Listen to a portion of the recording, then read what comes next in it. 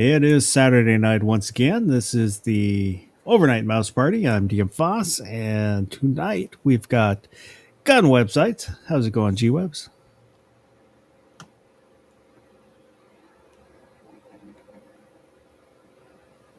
Yeah, I'm not hearing you.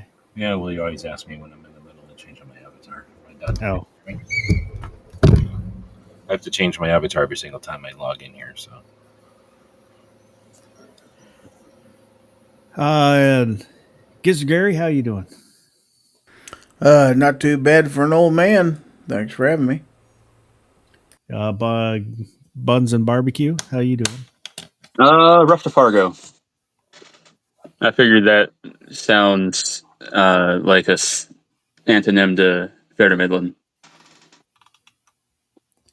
So, I'll get the banner going because I remembered it early.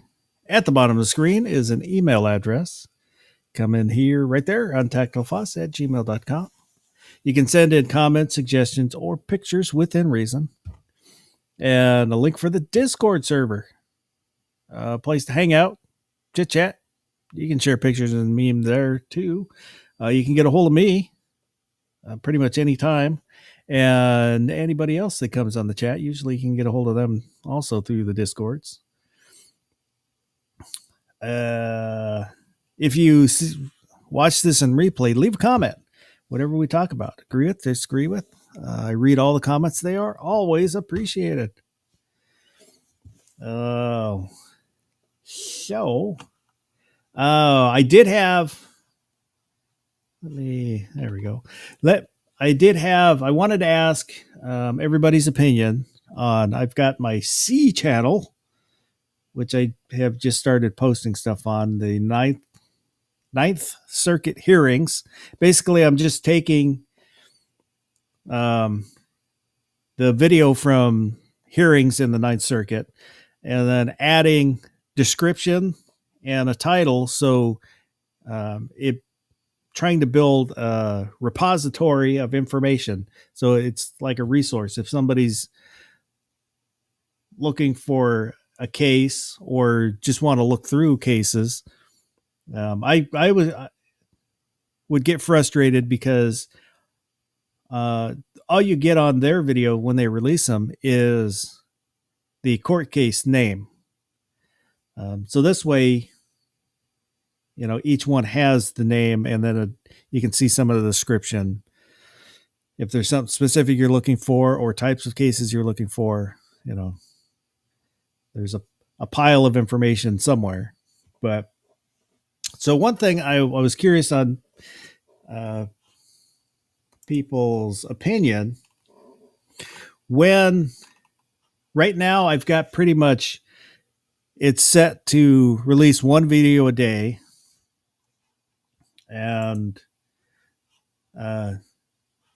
just because I'm not a fan of when a channel will they'll plan out all their live streams or something. So you get this big dump of notifications for videos. And it's just all these notifications you get at one time. It's kind of annoying, personally, I think. But as it's more meant to be just as a resource, I was kind of curious on what everybody's opinion on that is. Does it matter if I just start dumping a whole bunch of videos at a time, or should I spread them out a little bit? What do you guys think? I think, one, your channel, you can do what you want. Obviously, I realize you're looking for feedback here, but at the end of the day, whatever is easiest for you, I think is best. But that being said, if you're really looking for this to be helpful, I do think there's value in spreading them out, because if you dump things on people all at once, and there's people that are actually finding good use in this channel and with the way it's growing right now, and granted, that's probably off the back of the majority one video at the moment, but if there's people that are actually going to find good use in this channel, If you dump a bunch of videos on them at once, if they're like me, where it's, hey, I'm probably not watching anything unless I see a notification for it, or if it's just in my feed while I'm scrolling, they're going to miss stuff. Unless Yeah. it's a really hot button thing where they're like, I need to go search this out. For the most part, I was considering maybe 2 a day, like midnight and noon. That wouldn't be bad. And if there's a case that comes out and is something current, because as I'm starting now, that's another question about how far back to go. But if there's, if I've got, think through the second or third week, videos set to release up through the second or third week. Most of them are 1 a day. There's a couple 2 a days in there. But if there was some case that came up that I thought was important, I might, release that in addition to whatever, something current happening right now. I don't know. Gary, G-Webs, what do you guys think?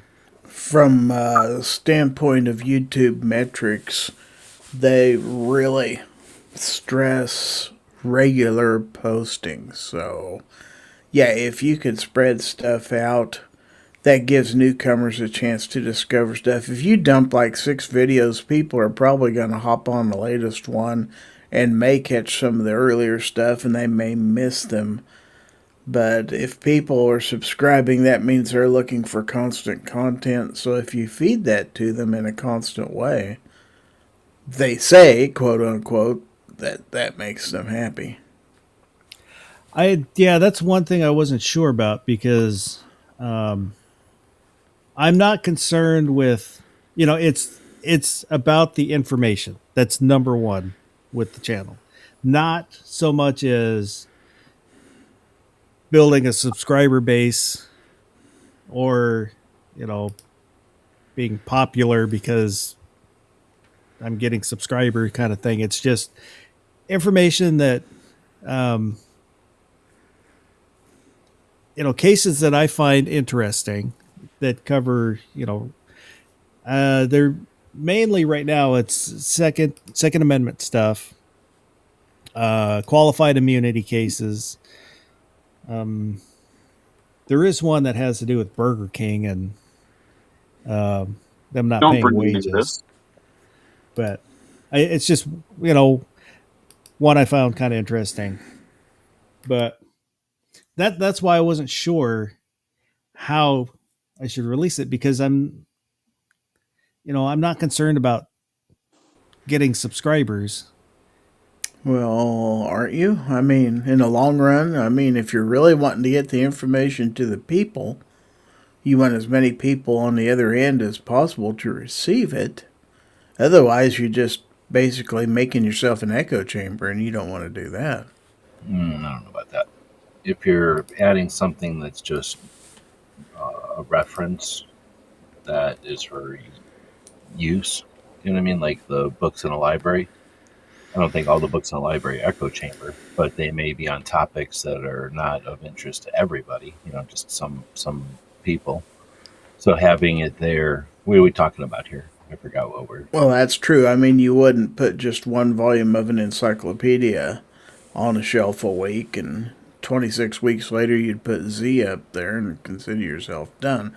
On the other hand, though, most authors publish periodically. Oh, no, I agree. I forgot or I don't know if I heard what, is this the Cheese Channel we're not supposed to talk about, or what is this?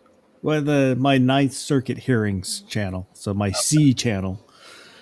So I agree with Gizzard. Like, you can say you don't want subs or something, but if you want the internet to catch these things and archive them and make them available to people, a factor is what's in the video. A factor is I guess if the quality of the video is acceptable enough for people to be able to pull information from it, a robot can't figure that out yet. And the way that they determine that is by how many views it gets, and if the person watches it, the view time, and that kind of thing. So I understand what you're saying. Like, this isn't designed to be a channel that's like competing with, I don't know, somebody blowing up soup cans or something. But um, if you do want it to be effective and useful, then it does have to be indexable. And that's, you got to be at least a little bit concerned about how the logarithm accepts things and incorporates things. So there's a mix in there. There's the recipes to be um, like the most effective, and then there's the recipes to just be indexed. And I think that's what you want to follow, is those kind of things. And that's pretty much, as far as I understand it, post consistently, post regularly. So like Gizzard's thing, if you're going to be posting the encyclopedia, yeah, post like 2 letters a day for whatever 20 days or whatever that would take. Less than that, 13 days it would take to post the alphabet 2 days of 2 letters a day. And then after those 13 days, once it's posted, then you post like once a week or twice a week with updates, right? Like once an encyclopedia is made, what do? Go work on another book? No, they start on letter A and they revise the encyclopedia for volume 2, right? So once you get a bunch of court cases up there, you can go back and address them, you can update them, you can add follow-up cases. Like, no court case just sits there. Court cases are either cited or used as precedent in other cases, and then they're useful, and then they're, important, or they're left alone. But all of those things can be an update, right? Like, so I think that there's something to be said for there's no perfect way to do it. Like Barbecue said, you got to do it a way that works with what you got, so that you don't burn yourself out or have unrealistic expectations or something. But I wouldn't just, I mean, personally, I wouldn't just drop them up there all at once, even though you can, just because it probably took some time to create them. So putting them up, whatever, twice a day, once a day, 3 times a week, even, uh, is, I think, the best strategy for the logarithm, like technically the best strategy. And as far as humans, I think it's unrealistic to expect any human to sit there and go, oh, goody, a ninth court channel that talks about their whatever. Because even if there are those people, then they have to align with you, because there could be somebody that really cares about that, but they hate guns. You know what I mean? Like, so you're not seeking out the biggest audience there or nothing. So I wouldn't expect to like get a lot of feedback or whatever. Knowing if you're going to put the stuff up there that you're really putting it up there as a reference, then same as the book in a library that just doesn't appeal to a lot of people. You don't expect that book to be checked out every week, and it needs the library to need 6 copies of it. You know that it's probably going to just get used occasionally by those couple of people, but that's sort of the goal, right? Is to leave it as a resource for people that are interested. Yeah. Anyway, I don't know if there's a good answer, so I'm just, I guess, saying, since there is no perfect answer, do what I think what Barbecue was saying. Do what works for you and adapt. If it turns out like, oh shit, I put out 2 a week and everyone thinks I should be putting out 6 a week, well, then fucking put out 6 a week. Well, I mean, And I could understand from, like saying from an artist standpoint, you're more concerned with the appreciation and the greatness of your work rather than you are the amount of people who love it. But Michelangelo didn't paint the ceiling of Joe's Garage. He painted the ceiling of the Sistine Chapel because that's where most people would see it. So, Well, I wouldn't use greatness of the work, because I'm not creating the videos. I'm just basically repackaging them, um, adding a little context, preloading context, so they're easier to sift through. Oh, okay. So you're not talking about like you sat down and made 10-minute No. videos on each court case. You took the C-SPAN and are taking that clip so that it's easily found, so people don't have to go search. Yeah, I'm taking shit. The Ninth Circuit will put out, because they'll run concurrently, or they'll at the same time they'll run different courtrooms, and they'll hear however many cases they'll put out that long video, and then they'll cut that up into the individual cases. So I'm just going through and taking the individual cases, giving it a title so you can kind of see from the title what it's about, and then in the description for it, then I'll add what the case is about. And then if it's an older case where there's already a ruling, it'll have the ruling in there too. I think a bigger issue here then is how you organize the channel, like what you determine as like indexing points or something. Because obviously to do it chronologically is pretty simple, but then that's almost useless, right? So what you're adding to the mix is not just making these obnoxious like piles of data useful, but you're also adding an index that hasn't been done before. So I would think that's a bigger issue than when you post them, is how you organize them, because it sounds like you kind of want to do Second Amendment, but not just Second Amendment. So that is something that I've been considering, like, because I don't have them. I don't have playlists set up yet, and luckily right now there's not enough videos where it'll take a little bit of time to go through, but to split them up, because sometimes a case will have to deal with like the Fourth Amendment and the 14th Amendment. How do I organize it? Do I make a Fourth Amendment and a 14th Amendment playlist and have it sit in both of them because it covers both of them? But I would say, yeah. That was going to be my exact thought before you said it. Well, ideally, if you do pick something that covers 3 even, then, you've pulled it. It's got a date and a case number, blah, blah, blah.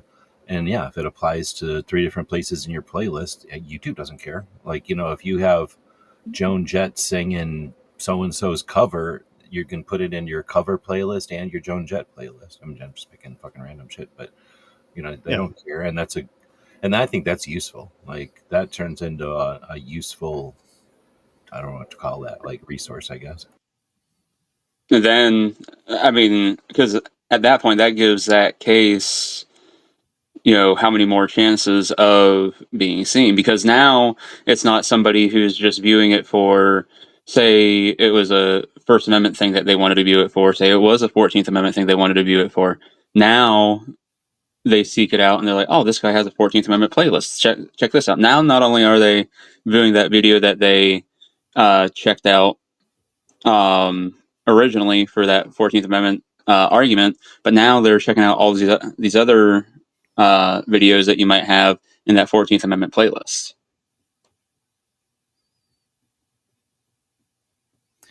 I would like to mention that DJ is wrong. Joan Jett's cover of Crimson and Clover is not better than the original. Also, I was going to say, I realize like your goal is not to have them like checking out your playlist and stuff. It's just, making this repository for people to go and be able to see all this. But at the end of the day, it then gives them a place to go like, oh, wow, this was really useful. And then they know they can come back later to find other stuff that they need. So having a video in 2, 3, however many playlists it happens to touch on, I don't see as being an issue. And at the end of the day, that's just a matter of clicking add to playlist. It'll take you 30 seconds to add it to multiple. Well, yeah. It's, I don't know, maybe it's just me being a little lazy on it. Because when I was looking at the playlist and I realized I probably should, it's like, well, shit. Now I have to go through and figure out what categories each one will fit in, and then put them there. Well, so can we use AI to go like Duncan v. Bonta? What are all of the constitutional amendments that this case touches, or whatever other Ninth Circuit case that you might be pulling up there, and just use AI again. This Ninth Circuit case, what are the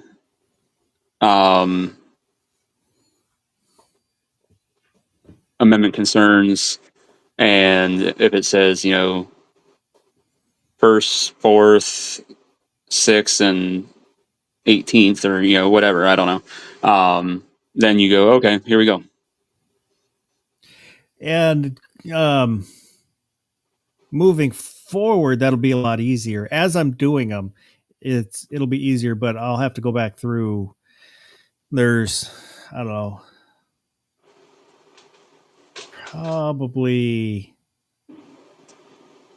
I just have to go through, I don't know, somewhere between 30 or 40 videos that are either have been released or set to be released. So I just need to go back through and then go through all of those again. It's not that hard. Once you create a playlist, so your playlist is like things that are green, all you got to do is when you go to like put together that playlist, it'll say what videos you want to put in it. And it gives you your whole thing. And if you only have Well, dozen, I know, it's just I have to go through the videos and then figure out you have to know the data, yeah, but it what all it you just have to click on encompasses. something once you know the thing. But yeah, you'd have to know When all I'm- the words do. when I'm setting up the description, like I said, moving forward, as I'm doing this descriptions to put in the description, that won't be too much trouble because I'm doing it right there. It's just I have to go back through and do the backlog of what's already there. So you're actually going to write a description for these as well? Yeah, there is a description. I used AI for the description. Oh, okay.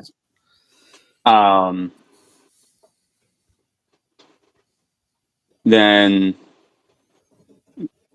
so are you willing to try the AI thing to find out the amendments that each case touches on, or are you where you want to go through each video and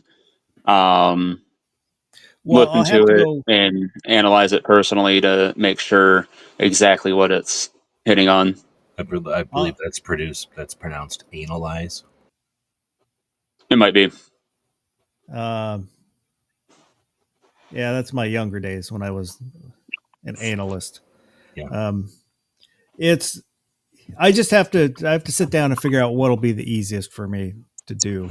Whether it's look at, because I know some of the descriptions that I put do list the amendments that it touches on, but I think most of them don't. So, and another question I had is how far back should I go?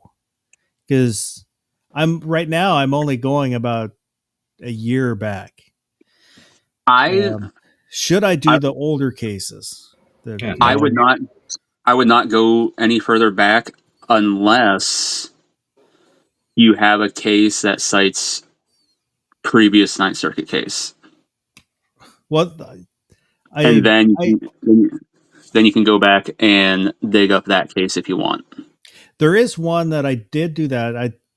I can't remember if it was Bonta, because there's the original case, then an en banc, so it goes back a little farther. I did go back farther for that to get the original 3-judge panel, and then also offer up the en banc panel in case somebody wanted to see both of those, which I don't know if it really matters. But then it's like, well, I had just kind of capped it at a year because that's somewhat still current in the cases that we've been talking about. But I wasn't sure, should I go back farther or just keep progressing forward from where we are?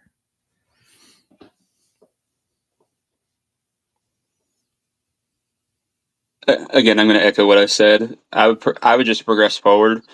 Granted, it would be nice to have, again, that repository where, and like say there comes a time where you're like, oh, okay, I have nothing to really do right now with this. then sure, go back and look those things up. But right now, it sounds like you've got more than enough to worry about here. I wouldn't worry about anything but staying with current stuff. Like I said, unless there's a case that cites, a previous Ninth Circuit case, and then if you really wanted, like I said, then you could go dig that one up if you were feeling that froggy. Luckily, there's a break. I don't think there's anything coming up until like the 9th, September 9th, somewhere around there, I think.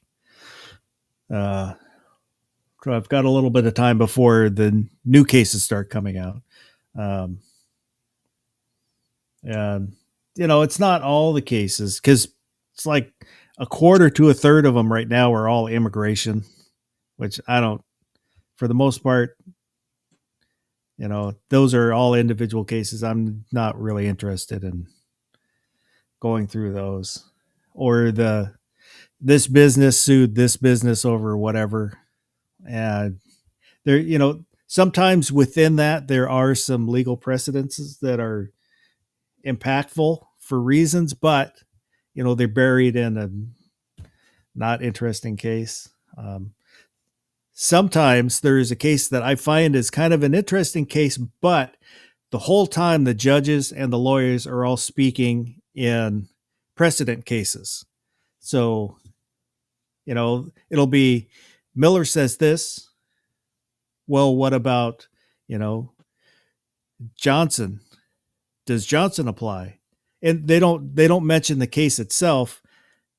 They're just talking about what cases you would look at to see how to rule on this case. And it's... And the thing is, it's just Johnson. Is it Johnson v. what? Like, or Miller, like both super common last names. Like, we know what Miller is. How many other people know what Miller is? Sometimes they'll reference both the Harry case and the Johnson case, and then they'll say, what about the Harry Johnson?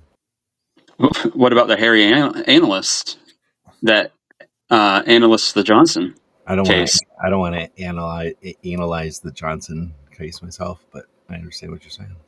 Exactly.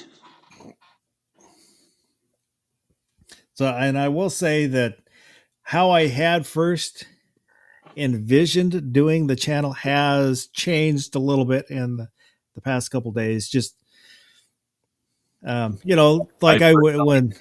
your choice to when you first were going to do it as a topless channel, I decided I thought that when you decided to not do that was a good choice. I was disappointed. Like the first comments that the videos got, I would give it a like, give it a heart. I appreciate people interacting with the content and watching it and hopefully getting something out of it. And then it picked up a few more subscribers, and I realized, well, crap, I can't, this is kind of causing a problem where I want the content to be there, and I don't want there to be a confusion. This isn't the Ninth Circuit themselves saying, hey, good job, thanks for watching, which some of the comments there might be some confusion. I have not left any comments just because, I want it to be like somebody comes into the library, picks up a book, gets information, rather than me going, oh, hey, how do you like that book? Are you enjoying that book?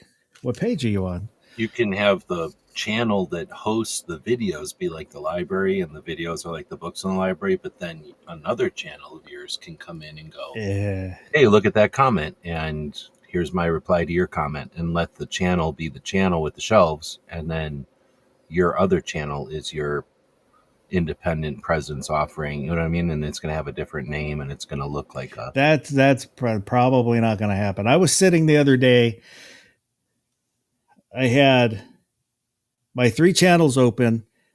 I'm doing stuff on all 3 channels, and it's like, well, shit. I'm juggling at this point, and I'm not a good juggler. Oh That's, no, you I know, got 3 channels to juggle. Oh no. that's why my old B channel, that's one of the reasons I killed the B channel is I I was having trouble kind of keeping up making content for that and for the main channel. And I was starting to get some subscribers, which I didn't want subscribers. I just wanted to put out the content. So I killed that off and then found a way to do a B channel where I can do the content and there's very few subscribers and I'm happy. But now that I'm kind of going through court cases and having to do a little bit of research on those, and it's yeah, it sounds like I'm complaining, but I'm not complaining. This guy, I tell you, there's people out there that would give away knives and stuff to get subscribers, and he's complaining about just getting them for nothing. Yeah, okay. Well, I will take everybody's opinions under advisement, and I appreciate it. So I just got to get the gumption up to go in and then figure out exactly what I want to do and start doing it. But let me say hello to everybody that said something. Guns and Barbecue was first. Well, he was first and then first. Was I really? Yep. I say because then when I went to put first thumb, for some reason it typed fireman. Luckily, I caught that typo. Sergeant Joe Smith was out there. Mr. Bob Davalina. He was third. Vulcan Rumble. King Henry 47. Good evening. Gizzard Gary. Ozzy Osbourne barking at the moon. The goddamn bacon. And DJ Play Nice.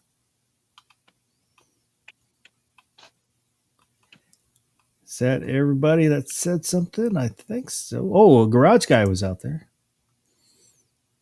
Good evening. He just put out a video on his Taurus. I forget which model, 8 something. That he just got back from Taurus, and they I think replaced the trigger on it. Got her working again. But so good evening to everybody. Was going to mention that the Second Circuit upheld Connecticut's semi-auto rifle ban. Does that make you want to do a channel on the Second Circuit Court? I would love to be able to compile videos from other circuits, but I've got my handfuls as it is. Because I had considered that, grabbing this case or that case that I thought was an important case, but right now I think I just need to concentrate on what I'm doing. If I could find videos from the Third Circuit, I would totally do it for the Third Circuit. But there's been cases that I've wanted to see oral arguments on in the past from the Third Circuit, and I just have trouble finding them. Is that when you're in? Yeah. Which now we've got an en banc panel coming up in October for that New Jersey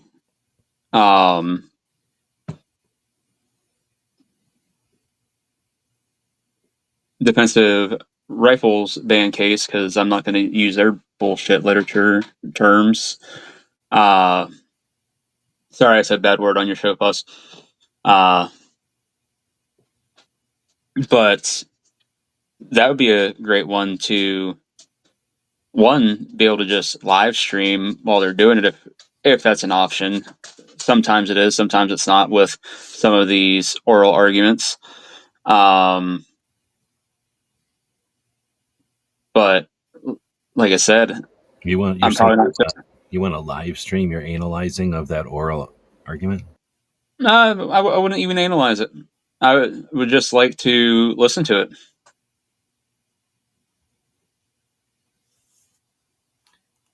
To answer Gizzard Gary's question, the Marie Callender pot pie is the best frozen pot pie. Comes out nice and flaky. It's a trick question. Also, costs 3 times as much too. Trick question. There's no such thing as a good pot pie. No, Kitty, that's my pot pie. That's that's a food group that could easily be taken away, made illegal. Nobody would care. Also, the Fifth Circuit, apparently they had ruled that suppressors were not arms, so they could be regulated. And then they have changed their answer, changed their ruling to say suppressors are arms, so they can be regulated. Huh. I have not read the what they said exactly, but yeah, they.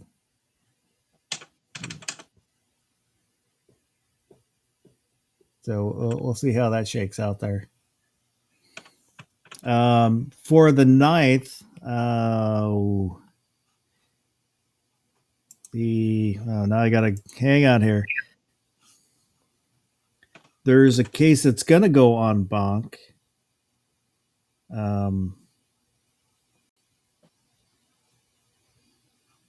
Just to figure out what I'm doing. Go there. And I believe it was Yakutake v. Lopez. I think is that the one that's going to go on bonk?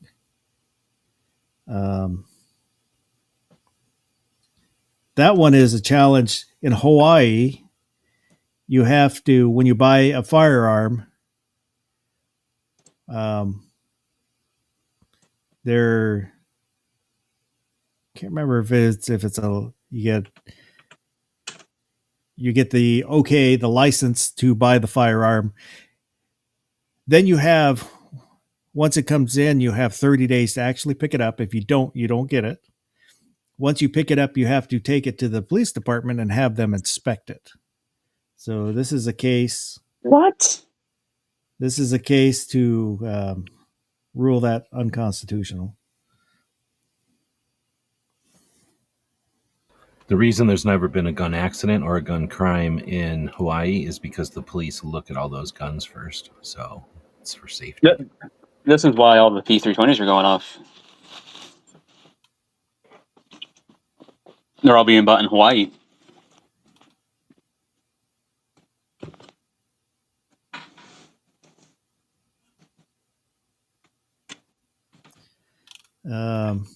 But whichever case it is, I might be mixing up my cases here. I've been looking at a lot of cases in the last few days, but they are.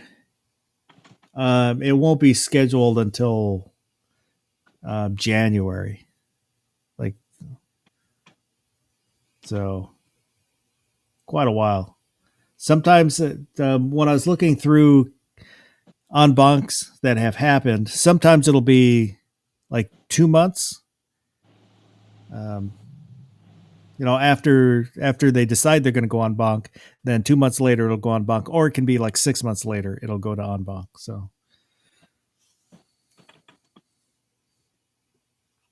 M. Gabriel's out there. Good evening.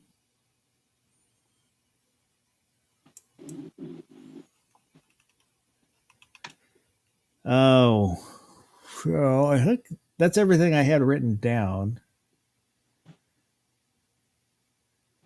Was there anything I missed? 2A news that I missed?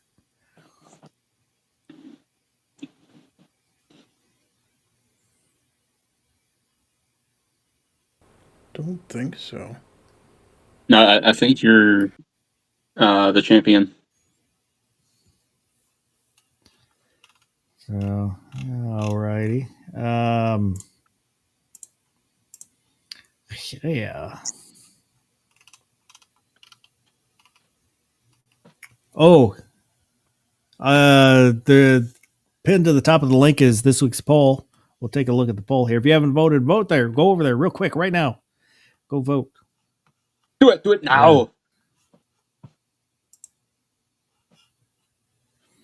Let me open that up there. There it is. So this week's poll was: should burning the flag be illegal? And this is in the meant more as a protest burning rather than retiring a tattered, soiled flag where those are burned in a ceremony. But should burning the flag be illegal? Yes, no, or I don't know. Yes, one. I wasn't sure how this one would shake out. That's weird. I'm not surprised. 70% said yes, it should be illegal. 25% said no. 4% said I don't know. I thought it would be a little closer between yes and no. Yeah, that's messed up. We can go down. Let's look at the comments. The comments were about what I thought, and they were kind of 50-50. Cameron said yes, and a lot of stuff, but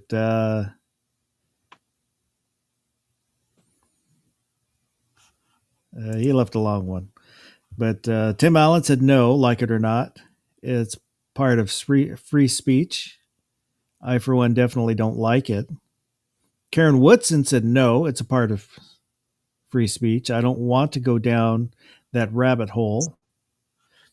And we'll look at the responses to her. 22 Guru said, how is that speech? I know what you're saying, but yes, it should still be a crime. DJ said, an expression of fill in the blank, individual creative discretion. I am me said, I think it's wrong, would not do it, but it's free speech as long as it isn't creating a hazard from the fire. Kevin Orr, burning our flag is way beyond free speech. It's signaling that they want to destroy the country, put them in prison like people that they prosecuted for burning LGBTQ plus flags. Flying Pollock, I don't think it's the wrestler. I think he's dead. I think so. I do not agree with burning the USA flag personally, but I will defend your right to do so. It's a First Amendment protected activity. We won't let the left diminish the second. Let's not diminish the first ourselves. Well said. Walter Rutledge, I was taught that respectfully burning the flag is a proper way to dispose of it. Now we have to keep running it up the flagpole no matter how tattered and threadbare it has become. No, that's not true. Who said that? Walter. No, if your flag is fucked up, it's actually not. It's not within respect to fly it. You do want to not fly it when it's tattered, so that's completely wrong. The flag code is. Well, not- I didn't take his to being he said you should. I took it to be more. That's just the way people just do. You know, they don't just retire their flags properly. They just keep running them up even whether they're tattered. Gotcha. It's kind of the way I took his. Yeah, I see it all the time.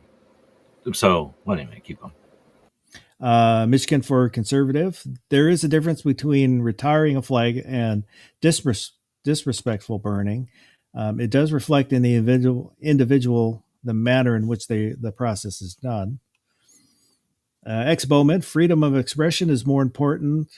If they ban the burning of flag, what's next? Fukuwaiti Mark 6 Boomstick said, anyone who burns the U.S. flag should be expelled from the country. Burning the flag is not speech, it's an act. whatever. Sergeant Joe Smith said it's free speech, same as yeah. Time Warp. It was propagandized pretty heavy my entire life that flag burning should be okay. That's never sat well with me. To hell with the propagandists and the globalists. Burn the flag, go to jail. Pongi-san. Kind of weird all the comments support protecting flag burning as free speech, but the poll was like 70% believe it should be illegal. I think they should remain legal anyway. Mr. Skunk, it's a hard no-go for me. If you have a problem with America and want to burn the flag, enjoy your freedom in doing so. It lacks character, insight, respect. Better to find out that way than another. Also, just check Department of Defense. Official policy is to burn old flags folded properly in a private ceremony. New York Outcast, to me, it should be illegal within our borders unless for proper disposal purposes. Anything else is disrespectful to the fallen veterans and the idea of America as a whole. DJ Play Nice, I don't dig the idea of flag burning. I would not do so unless during proper disposal, and I follow the flag code as I learned in grade school and scouting. However, I support someone else's right to burn their personal private property. There is no direct victim or damage to. He wrote a lot. The goddamn bacon said, as much as any consequences as for said actions should be. Donald Duncan, it's a form of arson. Fireworks, this is kind of surprised me. Fireworks should also be classified as arson devices and outlawed for the masses. What the fuck? So matches and gasoline and dry wood, all illegal. So Terry Hensley, yes, so many people fought and died for the flag and country. Ex Bowman, it's free speech. Guns and barbecue, no, I may not agree with doing so. However, I can support one's right to free speech, whether I agree with what they are preaching or not. That seems to be lost on people today. For all the fascists that want you to fucking go to jail for burning a fucking flag, so then that I'm assuming that they say they're going to choose that they're patriotic also. So now I'm going to ask, when you take an American flag and you do anything that's outside the flag code, what should be the penalties? If you're going to jail or be killed for burning a flag, what happens when you fly a tattered, what do they call it? A tattered flag. What happens when you hang a flag incorrectly? What happens when you put a flag on a vehicle that isn't an official vehicle that under the flag code should have a flag adorning it? These assholes who drive around in trucks destroying American flags behind their trucks because they're trying to push Trump down people's throat. Fuck them. Like, do they go to jail also because they're desecrating an American flag? They're nothing about the flag code says you can drive around in a fucking giant pickup truck with an American flag out the back at the same height as a Trump flag. So are those fuckers going to jail? What about people that tattoo a flag onto their shit because they're so patriotic or whatever? Are they going to jail? That was one thing I was wondering. Where do you draw the line? Where do you draw the line? I have a flag tattoo. That's art. That's my right. That's my free speech. If you look at what about the flag code? If somebody's wearing a flag and go to jail, why aren't you going to jail for tattooing it onto yourself? It's ridiculous that a fascist would assume that an act of something that obviously is something that somebody's going to do out of like a reaction to something or to like invoke a reaction. Obviously, that's done with an intent. So yeah, they basically are going to say, according to that logic, if you say anything I don't like, go to jail. If you say anything against the country, go to jail. Like, where's the fucking line? There was only one comment in there that where's the fucking line. So this is so over the fucking line. I can't believe that it's 70%. It's striking. I would have thought it was 70% the other way, and I'd still be wondering how the hell 30% of people thought it would be okay to be fascist. Like, that's so fucking Nazi fascist. I can't even. You could definitely can't fuck with a Nazi flag in Nazi Germany. Am I allowed to say that a bunch of times? Like, you will die there. So who wants to align themselves with that kind of shit? Sorry, I can't deal with this one. This is a weird ass result to this poll. Well, is it just the image of a flag? So, like, if you have a shirt with a flag on it, those don't get burned properly when they're tattered and torn. I Should have never been. Pretty The much. moment you lay it on a shirt, you're violating a flag code. If they What want, about when The- you take your shirt off and toss it on the floor? yeah, when you Well, when you just take your shirt off and put it in the laundry, of course, that's why it should never be on a shirt in the first place. What about when they print it backwards on a shirt so that they're basically wearing the flag that you would put on a coffin on their fucking chest, and they walk around acting like they're patriotic? It's some sort of weird joke against them that they even fucking wear that. I figure Chinese or people are doing that to us because I think it's fucking hilarious. Let's put the flag on there like if it's on a coffin, and then suckers will buy this and wear it around. Drives me nuts. well, like tags that say "Made in America" that have a small flag printed on them. Yep, against the flag code. Those get thrown away. Yeah, violation. It should have never been printed on there. They get, well, not just thrown away. You fucking hang a flag with the Union at the top left. So when you start wearing it, when you start putting it on a vehicle, you don't give a shit about the orientation of your flag anymore. You don't give a shit what gets dirty. So yeah, you don't got no respect for the flag if you're going to use it for anything other than putting on a flagpole and saluting it. But I'm not throwing that on people. I'm just saying if you think that burning a flag is such a big deal, then you better align yourself with all that other shit. I don't support burning the flag outside of the proper disposal of a flag. I don't care. If somebody wants to burn a flag, they can burn a flag. That's like getting mad. Also, Arresting a Well, kid. because they I'm not cried. gonna. I'm not gonna support making it illegal. If Yeah, it's fair.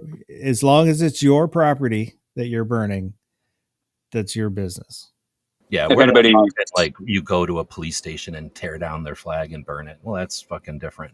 If you go somewhere and take somebody's flag and burn it, that's different. and if anybody's out there thinking like, oh, I just have to keep flying this tattered old flag because can't burn it or anything, and you're not sure how to burn it or anything like that to properly dispose of it, you can take it to your local American Legion or VFW, and they have flag burning ceremonies. Yeah, just give it to scouts.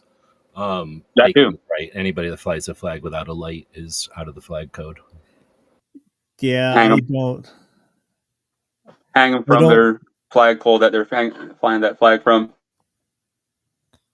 I only With no light. I put mine out on holidays just because I do. It's not properly lit. You can have it in the rain if it's got lights on it, Gizzard, but you're not supposed to. I mean, there are people that pull it down. Well, still, even if it's got lights on it in the rain, isn't it supposed to be all weather?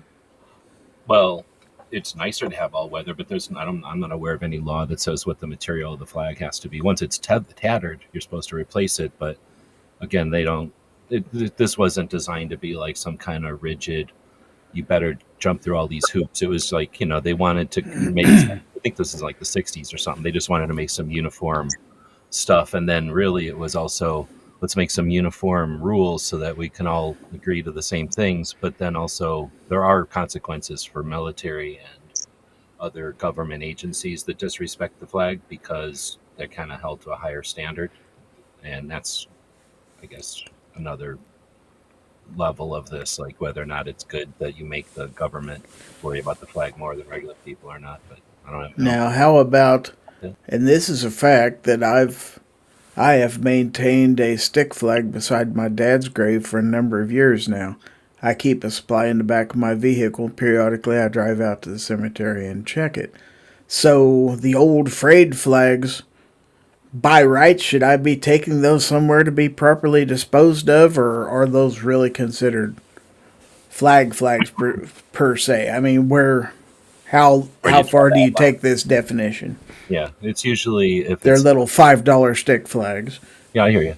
That's definitely something that is not covered in the flag code because that kind of stuff wasn't as much of a thing back in the day, I guess, or it just never came up. But that's a great point. I suspect the line is when it's an actual flag with grommets, and the elements of a flag that allow it to be hung versus something that's stapled to a stick or something that's like plastic and just melted into place or something. And those things, Yeah, really 'cause- shouldn't exist, honestly. And that's again where it's like I don't really care. I long time ago, and like when was it in the 87 or 88 or something? Somebody they didn't burn a flag. I think they peed in a jar of on the cross or something, or did something fucking to the Catholics.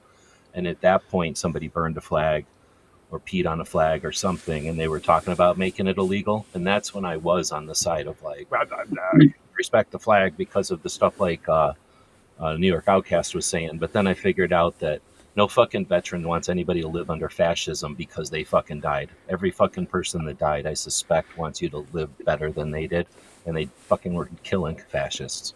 Like, well, I think it became such a big deal probably in the early 80s when you started seeing the demonstrations over in Iran and stuff like that. oh no, And this was watched, way before this. But I know what you're talking about. I mean, that's when millions of people started seeing flags burned every day. And Even yeah, in Nam, they were Well, burning our flag and stuff like from I was other. going to say, I think it That's was. where we got the anger because it's other countries burning our flag as like an effigy for our freedom and shit that we didn't like it. But when they start doing it here as artists and shit, that's where I'm like, I personally decided I'm not going to let somebody's choice fucking bother me. You know what I mean? Like, yeah, they're doing something that I find highly disrespectful, but what the fuck? Like, what are you going to let them trigger you? Like, you're going to be the weak one who, can't work in life because all somebody has to do is do something disrespectful in front of you and you're going to break down.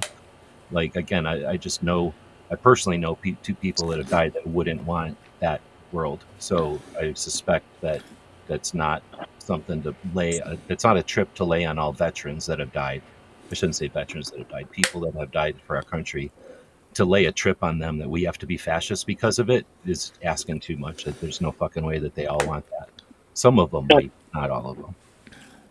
Also, the idea that the people that do this just want the country to burn and want to destroy the country, that is such a ludicrous argument.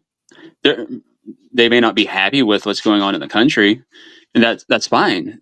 Like, this is them demonstrating and protesting, which they have the right to do.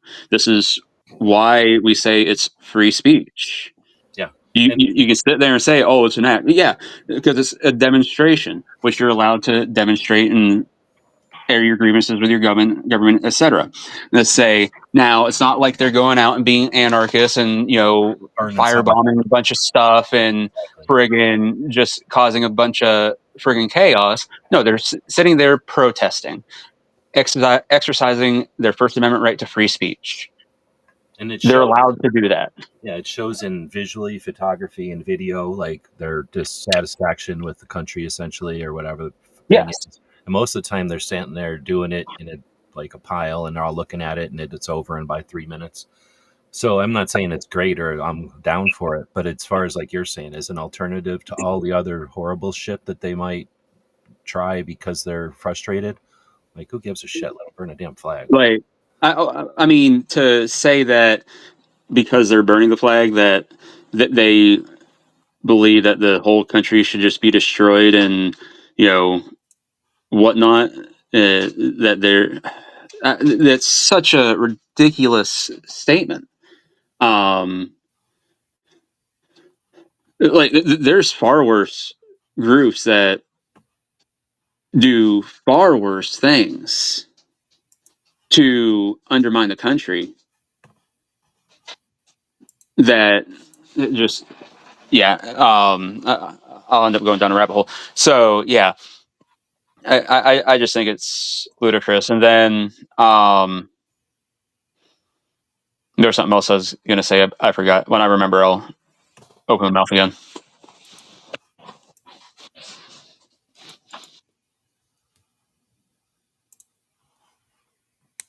But it is one of those divisions that they can bring up every once in a while. And it's frustrating that they brought it up or that it has been brought up and that right now the line is so heavy on the fascism side. That's frustrating, but it's not. I don't hold it against nobody. It's just a question. And unless you ever think, nobody ever thinks about it. It's like our fucking flag. It's like on the list of priorities, where the hell is it? Like 100 or lower? So it's one of those things some people care about and the rest of people don't give a shit about. Everybody might have an opinion on it when they're asked, but that doesn't mean they put any thought into it at all. So I think that by doing a poll like this and us having a bit of discussion and me calling a bunch of fascists for suggesting that someone should have a consequence for burning a fucking flag, then maybe they think twice and go, oh yeah, even though I don't like it, I know that all those people died so that they can do whatever the fuck they want. So I remember what I was going to say. I was going to bring up, Colin Kaepernick kneeling during the national anthem in the NFL. Same thing, right? And exactly. And he should never play again. And every player that kneels should never play again. And, all these people boycotted the NFL. There's still people that won't watch the NFL, which fine. I have zero issue with that. You don't like what the players did and how the NFL handled it. 100% you're right to boycott them. I fully support that. But at the end of the day, it was their right to free speech to demonstrate like that. There's nothing that says you have to stand for the national anthem. There's nothing that says you have to stand for the pledge. And the thing is, even after the Colin Kaepernick crap, I was at the dirt track races with my family the one night, and I remember being there, and they're like, ladies and gentlemen, please stand for the playing of the national anthem. Gentlemen, please remove your hats, blah, blah, blah. And I look around, and I'm not kidding you, at least half of the people there are still sitting. Now, these are people, we're talking about dirt track races in, podunk part of PA, where you got your rednecks that are flying the flags on the back of their pickups and I'm so patriotic and everything else.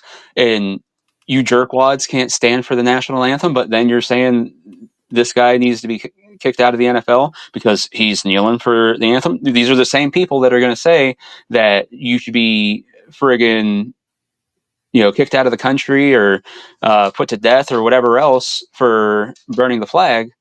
But the only thing I can think of is they're just so fat and out of shape that they just physically couldn't stand up, which is a real possibility, maybe. And I don't care how that sounds. Hell, at that time, I was a solid 400 pounds. My fat ass still got up. Well, with the NFL stuff, 400-pound dude, and you can be like a falling apart 400-pound dude. So I could see. I'm not saying a third of the people in an audience, but I could definitely see some people just being. Oh, 100%. Yeah. But not half. And I'm not joking. It was at least half of the crowd. People, like you say, they have no consistency and they'll say whatever they want when it's just a poll or when it's like a question. But when it's something as simple as standing the fuck up, they're like, one, I don't want to. And two, like, well, who cares? Right? Because they don't see the respect or the lack of respect, right? In that action, in that decision that they make. And just the hypocrisy of it. No, yeah, that's the other word. Yeah. But here's the thing. It's a free country, so I don't give a fuck. Like I said, it took me a minute back in the day when I was a kid. I was probably still in. So, when you're serving, you probably have a little different relationship with it. At least when it was back in the 80s when, it's probably different when the country gets attacked and there's a 20-year war and, people are going in third generation into the global war on terror. But in the 80s, when you enlisted, you volunteered to be a peacetime army, like you were patriot. What is the word? You were a patriot. No, you had patriotism in you.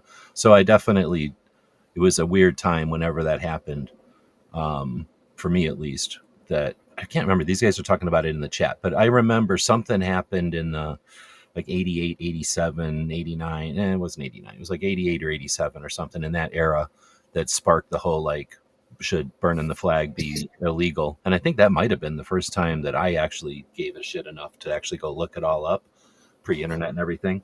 And that's where I started out finding out, like, oh, I shouldn't be wearing shirts that have American flags on them. Like, even though I casually think that's patriotic, it's like casually the least patriotic thing you can do to that fucking flag because it's complete disrespect for the fucking flag. I mean, in so many different fucking ways. But in that the little bunting and shit you get, like, oh, I'm gonna get like American flag napkins for the picnic on the 4th of July or whatever. So everybody's wiping their fucking mouth in the flag. Like, what the fuck? Like, oh, there's cat shit on the ground. Let me grab an American flag and pick that up. Like people just don't think of that. What, like, Well, just hypocrisy. the bunting is the stuff you're supposed to use in place of a flag. Well, So it'll have stars and stripes in the colors, but not in a flag form. Correct. But Yes. there can be bunting that just the using that as a descriptive term for like decoration. There's bunting that is little flags, like car dealerships love to use that shit. And then there's bunting that has a star in a blue lump with a red and a white stripe so that you get all those elements, but they're nowhere near a flag. And that's what they kind of, when they created the flag code, that's what it was really all about. Like, let's quit putting the flag fucking everywhere and let's just start using red, white, and blue bunting everywhere. And I don't know, it wasn't until the 80s or 90s, I guess, maybe the 2000s, that you could just cheaply buy shit made in China. And people just said, oh, well, crap, they're making their bunting with red and white stripes and a blue circle. I'm going to go ahead and make mine look like little American flags. And there's no law to stop them. So, then the next company says, oh, those sold, so I'm going to make them too. Or they look at some stupid catalog that was made, garbage made in China by Chinese. They don't give a shit about our flag code. So if somebody doesn't know our flag code and they buy shit from people who don't give a crap about our flag code, then you're going to get shit that violates the flag code on the shelves. Now you walk into Walmart. Am I crazy? But didn't Walmart originally say, like, everything in our store is made in the USA? And now you go into Walmart and the flags are made in China and they're folded fucking wrong when you buy them, and it's ridiculous. Yeah, And I at don't one know, time but- that was true. Yes. That must have been a long time ago.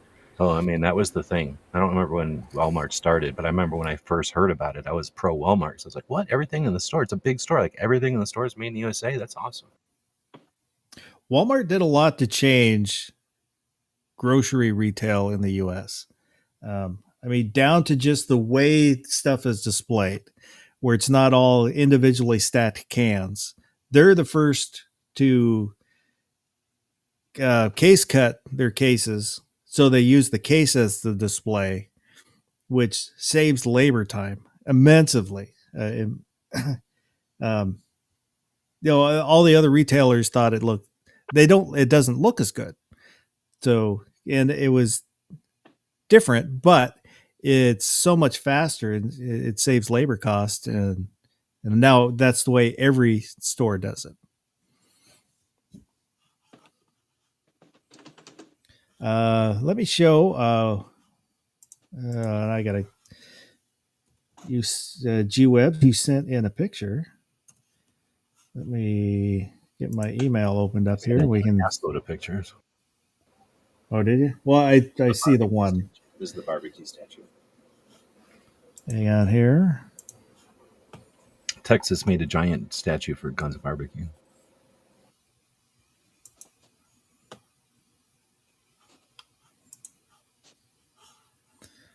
I agree with Bacon. Don't make it illegal for people to show you they're an asshole. So that's the other thing about it. Like, you make burning a flag an illegal act, and they're going to burn a flag even more. But if you take away burning a flag, like, what, are they going to start throwing Molotov cocktails to get mad? Like, it's just, I don't know if it's going to escalate, but it could escalate. So that's the giant 2A cowboy. And if you can you scroll in? Can you zoom in to his feet? I mean, you can scroll up to his head if you want. He's just a cowboy or whatever. He kind of looks like barbecue. But his feet have these giant revolver barbecue smokers or whatever they are. That's what Thunder in the Prairie, they have one. Oh, okay. Yep. So they got two of them down there. I think it's supposed to be his pair of revolvers. But anyway, I've seen that and I was like, dang, this thing even looks like barbecue. And they gave it giant barbecues to hang out with. He needs facial hair. It was you when you were younger. There's like 6 pictures. This one that's close. I was born with facial hair as a baby. It's at an RV park, and they have these. So you've heard of like the Cadillac thing in Texas, where they buried these Cadillacs like hoods into the ground. Well, that art installation has been bought and moved a bunch of times now. I don't even know where it is. I think it's still west of Amarillo, but because it's kind of hovered around different places in Amarillo. from whoever bought it. So this place is catching in on it. But what they did is they just took some 57 Chevys or whatever they are and just backed them up onto ramps. So instead of ruining the cars, they're like actually nice looking, still valuable cars. And all they did is back them up onto these ramps. So it's not the actual Cadillac Ranch, but I guess nobody owns Cadillac Ranch. So this place with the Second Amendment Cowboy just put some Cadillacs behind it. And it's like, oh yeah, we're also the Cadillacs. So I guess people that aren't really paying attention might think that this is the Cadillac thing. But the art ones, they like encourage you to go up and paint on them. These, you're not supposed to, I'm assuming you're not supposed to touch these because they're in great shape. I'll show that one, Gary, when we're done with these ones. Looks like the same thing almost.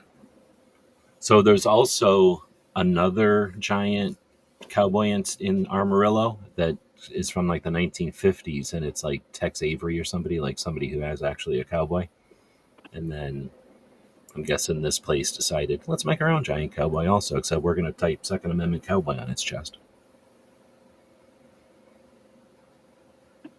Anyway, so for no reason, you're just driving through Texas on 40, and you look to the south, and you're going to see this giant cowboy waving at you, and it says Second Amendment on his chest. And then the Second Amendment is written on that plate down at the bottom. And while I was there on like a random, probably Tuesday or something, maybe a Monday or Tuesday, I can't remember when I was going past here, probably 3 people stopped. So, you know, it's getting attention. It's interesting. Those are the barbecues again.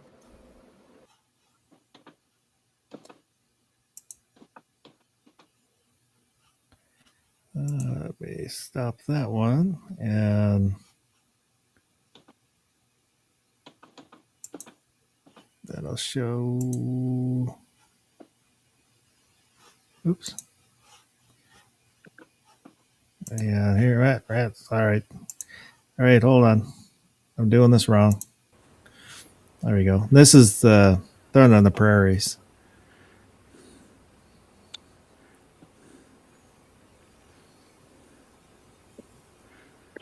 Wonder if there's a company somewhere that just mass produces those. I'm sure there is somewhere.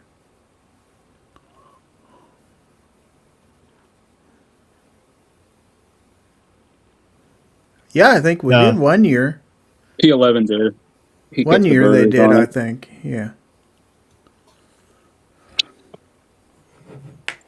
And for those,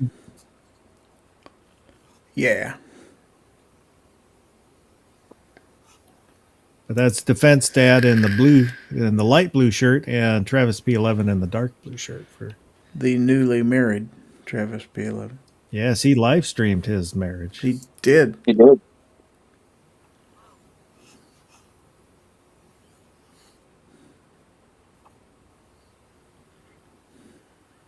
Oh, we commented.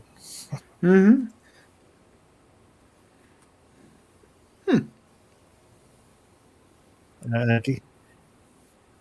Yeah, I was commenting live.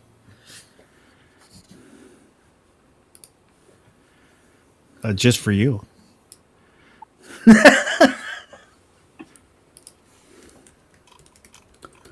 Let's see if he went into disabled comments.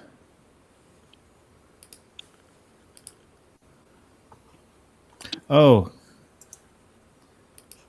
No, Talking they're to still G-Webs there. and I. Sorry, I had when I closed out his picture, the email pictures. I think I thought I had done it wrong, and then I pulled him off. But since I can hear him in the back room, I've been talking to him this whole time, and he hasn't been up on the screen. Oh, Well, I think in EV Max, everybody can hear me from backstage, right? Yep. You guys. Okay. So none of us realized it.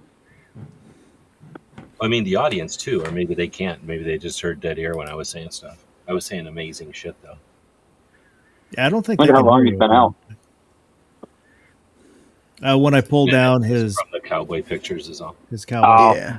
Couple 3 minutes ago. Yeah. I But don't all know. that insightful shit I said was all cut off. I Do don't you know. want to do a bracket? I don't have time to say it again because I got a bracket. Frick, yeah.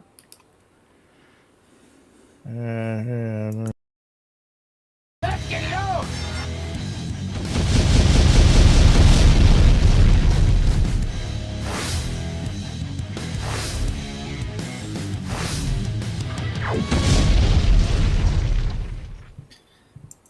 all right, so I thought we would do. It's like when your wife's asking, "Do you want me to do that thing that I do twice a year for a third time?" And you're like, "Why are you even asking?" Of course, I want you to clean under the refrigerator. So, best board game. Oh, And the snap. stipulation was it has to be a game with a board that, you use a board for playing the game. And I left, I didn't include like cribbage because I would consider that more a card game than a board game. Yeah, that's I don't know what cribbage is, so that's fine. my bracket, my rules. Is that one of them games where you have like pegs on a piece of wood? Yeah. Yeah, Okay. it's extremely boring. I enjoy it. I like playing it. Well, we'll see what he has in here. But so we've got the game of life, Monopoly, Which version of Monopoly? the regular,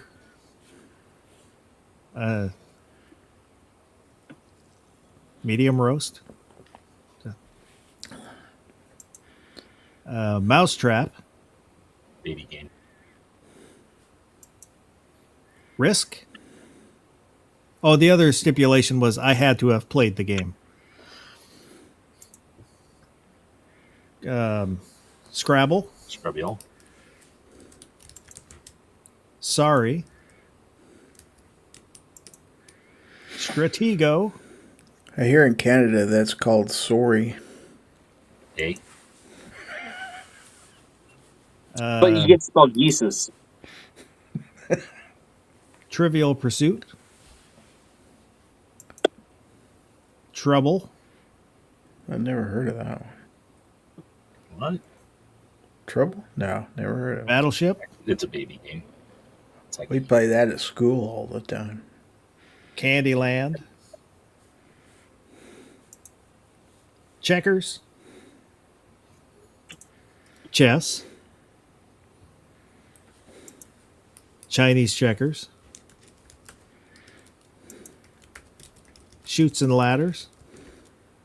In England, it's Snakes and Ladders instead of Shoots.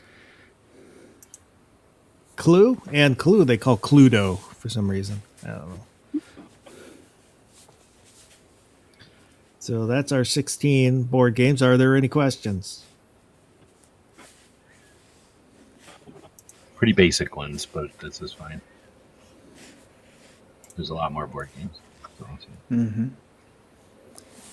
So let me. we had the box games when I was a kid, so I've seen all these games because they all existed at like toy stores. But we had like these, or they're called bookshelf games, maybe, but they were like in boxes, and there was like they weren't, Shoots and Ladders and shit. They were basically similar games, but they were.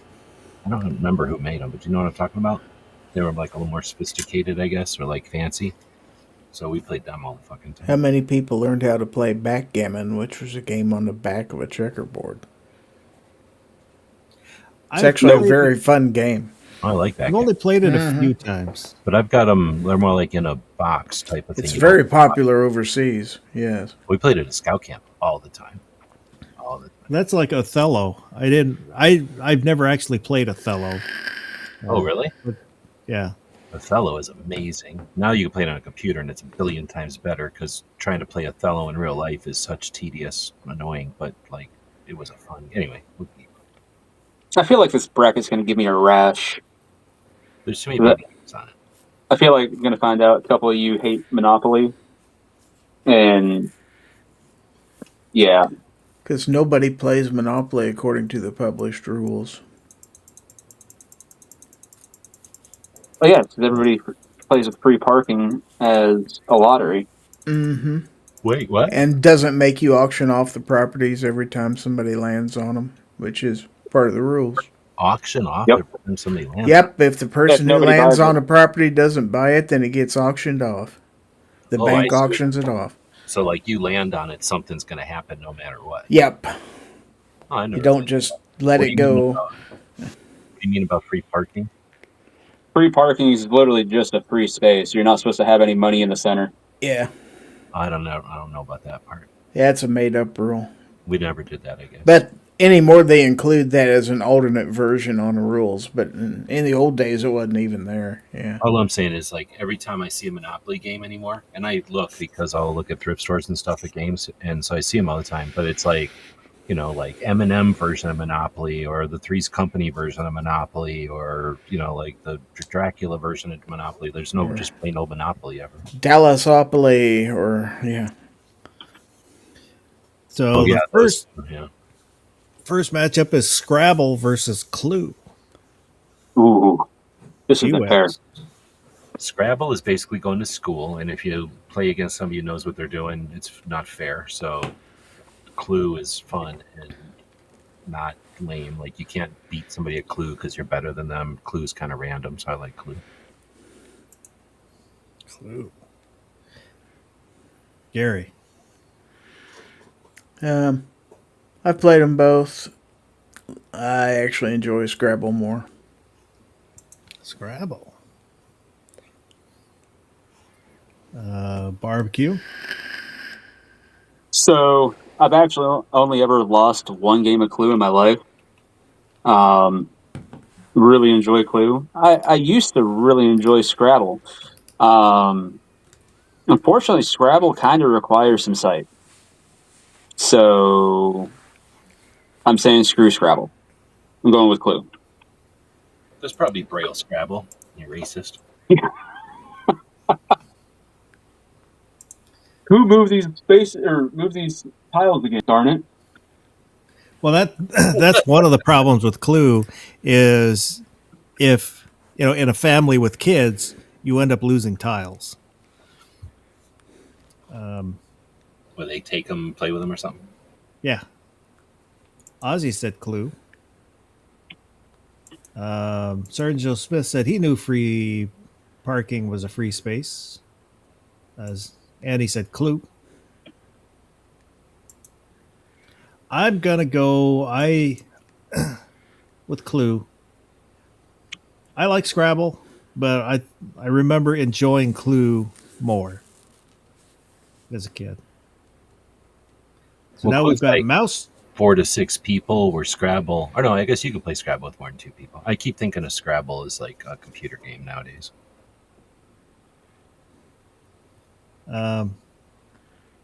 Mousetrap versus the Game of Life. I'm okay with Life. It's one of them games you got to play for a while, but I don't like baby games, so Life. Life. I mean, Gary. if I was playing with a baby, I'd want to play baby games, but I don't. Game of Life. Life. Game of Life. Barbecue. I used to really enjoy Life when I was younger. I played it recently, and I'm not sure if part of it has to do with not being able to see, but I don't think that's the case because I get to play a lot of board games with my kids and whatnot, and that doesn't seem to be a factor with any of the other board games. Life just sucks now. And I never played Mousetrap as a kid, but a few years ago I got to play it, and it wasn't bad. But both of these kind of suck. But I'm going to have to go with Mousetrap. So what if you Mouse. played Life while eating Life cereal? Ooh. Well, nowadays when you play Life, you just use today's values, where you just go and have as many kids as possible. Yeah. I will say, as a kid, Mousetrap is one of the most frustrating games that you don't get to play because every time you touch the goddamn board, the mousetrap goes off.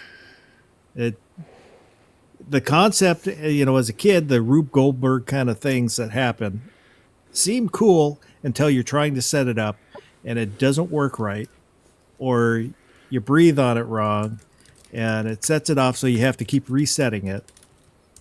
I was always frustrated with Mousetrap. I'm going to go with Life. Ozzy said Life. I didn't put Operation on here just because it didn't fit in with the rest of the board games. Takes batteries. I used to like Operation, but for obvious So you reasons started now, having your own. that game can suck it. Well, that too. Like I think I've had 9 now, so there's that. But You should get little Operation like tattoos in the different places you've had Operation. I can pretty much guarantee there's been people that have done that. Oh, I'm sure. I'm sure. Sergeant Especially Smith if you, said I forget Mousetrap. what the things are on Operation, but like if you got heart surgery, I could totally see somebody getting the like heart tattoo or whatever if they lived through that. So now we've got Shoots and Ladder versus I didn't- Chinese Checkers. I didn't have most of these. Almost all of these games I played at other people's houses who had brothers and sisters. But as a regular, what do you call it when you're one kid? Like with one kid, nobody buys board games for one kid. Like every time I played board games, it was somebody else's house who had like a bunch of brothers and sisters because those houses always had a shit ton of board games. G Web's Shoots and Ladders or Chinese Checkers? Ugh, garbage games, but baby games are never going to win. So Chinese checkers, I guess. Chinese Checkers. I must have played it, but I don't even know how to play it. I don't know what it is anymore. Gary. I didn't see Shoots and Ladders until I was 16 years old and had to babysit my kid cousin one time. Chinese Checkers. Chinese Checkers. Barbecue. Never learned how to play Chinese checkers. I always wanted to. It looked like a ton of fun. That being said, played Shoots and Ladders a couple of years ago. Still holds up. A lot of fun. Gonna go with that one. Shoots and Ladders. Well, this one's going to go out to the chat because I'm going to go Shoots and Ladders because when my son was young, when he was little, we would play all the time, and I enjoyed playing with him. So I have fond memories of Shoots and Ladders because I got to play with my son. Yahtzee I considered a dice game. So vote. We need the chat to vote. We've got 1 for Chinese Checkers. Ozzy. Sergeant Joe Smith said Shoots and Ladders. So it's tied 1-1. We need at least one more vote. Someone out there, vote. Do it, please. One vote. Just one vote. At least one vote. So nobody voted for Chinese checkers, or what? How do you play Chinese checkers? What is it again? Is it some kind of It's a jumping? bunch of marbles, isn't it? Yeah, it's like marbles and a star. I think you jump them or Yeah. something. Like checkers. Yeah. Okay. Mr. Bob said Shoots and Ladders. So Shoots and Ladders is going to move on. That was too close. So now we've got Candyland versus Risk. G-Webs. Ugh.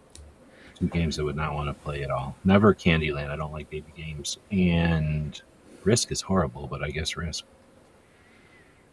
I mean, Risk is probably good, but the people I knew that had Risks were kind of like assholes. So we would play with them because we like playing games and stuff. But yeah, you had to like buckle in and deal with a couple assholes to play. It takes half a day to play a game of Yeah. Risk. It would be an open like it was I think it was right before we started playing D&D. Like, but when you're a kid and you're into games, like you start to figure out like, oh, I can play games that are complicated and Risk and what was the other one? Something was even more complicated than Risk. And then at that point, I think it was when we started playing D&D. I only played Risk once in high school. There was Uh, probably clubs for it because it's like there's people that really put a lot of effort into it. there are people that were really into it. Gary, Risk. Risk. Barbecue. I always wanted to learn to play Risk. Could never find anybody to actually play it with.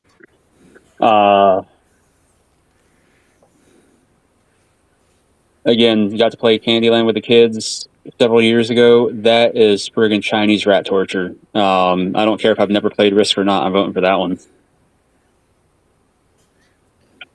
Risk. I'll throw one in for Candyland just because I played that with my son also. But Ozzy said pass. Candyland and Shoots and Ladders are very similar to each other. Right. Aaron Joe Smith said Risk over Candyland. The goddamn Bacon said Chinese checkers only because Farkle isn't on the list. So we've got checkers. Oh, checkers versus chess. The classic matchup. What? This isn't fair. G-Webs. I got no love for checkers, so chess. Chess. Gary. You put the vote in the wrong place. Oh, Rip off. He's he's pushing a pencil here. cooking the books. Chess, 100%. Still love the game. Chess. Barbecue. Will chess win the whole thing? I think it might. So Should. I am playing both of these with Slider on a weekly basis right now. Mind you, he's 6, about to turn 7, so I'm kicking his ass at both of them because I'm not going to let him win. But this is kind of like asking, are you educated or uneducated? As to which one you're going to pick. He's really wanting to learn chess, so I'm going to go with chess. But checkers he knows, but he doesn't really understand not to move your back row yet. Right. So you can be really good at checkers because it's like even though the game is basic, you can like I never put any effort into learning checkers. But like chess, I feel like chess is like giving a kid a guitar or something and being like, let's play with the guitar every Friday. And at some point the kid figures out I know where every sound is, and if I want to replicate that song, I just do this. And with chess, it would be like, oh, if I want to kick Dad's ass, Dad always does this with his queen, so I just have to do this and kick his ass. Well, that's the funny thing. One of the last times we played, I got brazen because I don't normally move my queen until way at the end. And I was like, oh, I'm just going to move my queen out here, and I wasn't paying attention. Next thing I know, he did something. I was like, oh, crap. And I lost my queen quick. And like, he's going to learn like strategy at a whole nother level if you give him that game to play with strategy, right? Like he doesn't have to know it at first, but as his brain grows into it, boom, like that's. And the thing is, there's like tests. What do they call that when you like how to play chess when you're a little kid? Or you're really good when you're a little kid? Like how are you going to know if you don't play with your kid? Prodigy, yeah. Yeah, the best part is, you know if he's not a prodigy if you don't play with him, right? He sets up the board. Here's a thing, and I may have told this story before, but my last wife she was a school teacher, and she was in charge of learning disabled kids, and in high school, and she actually formed a chess team from these kids, and they would go out and they would compete on a state level and beat other schools because these kids were very good at concentrating on a game such as that, and yeah, that'd be cool. Yeah, they'd beat you. I couldn't beat them. Those kids were good. That's pretty neat. Ozzy said chess. Sergeant Joe Smith said chess. Goddamn Bacon said, or do you want a simple game or a complicated game? That's the way to say it. When I was in, I think it was junior high, at lunchtime, some of our friends would get together and play chess, and I wasn't the greatest chess player, but the library had the timers, the chess timers. So I would always use a timer because I could handle the time pressure, and I would use that to my advantage where I'd hit the clock and I would slam the clock. And so the people I would play with would get a little flustered because of the clock. Um, I will say chess. Checkers is, I don't know, to me it's kind of like tic-tac-toe. Kind Where, of. yeah, it's kind of fun, sit down and whatever, you don't have to think too hard. But so chess is going to move on. Now we've got Battleship versus Trivial Pursuit. G-Webs. Oh, that's interesting. Both of them are okay. I don't think I would like pick either one ever. If I had to pick them, dang, that's a tough one. Um, is Battleship always just two people? I think it Yeah. is. Yeah. So I'm gonna go Trivial Pursuit just because I think they're pretty even matched, and Trivial Pursuit wins just because you can play with like 4 or 6 people. I think. Gary. I have always been really good at Trivial Pursuit because I have a mind that remembers trivial facts. So I always loved playing that. Battleship is kind of boring. So Barbecue. Oh, this is tough. Really, really enjoy Battleship. Once again, it's tough for me now with the visual limitations.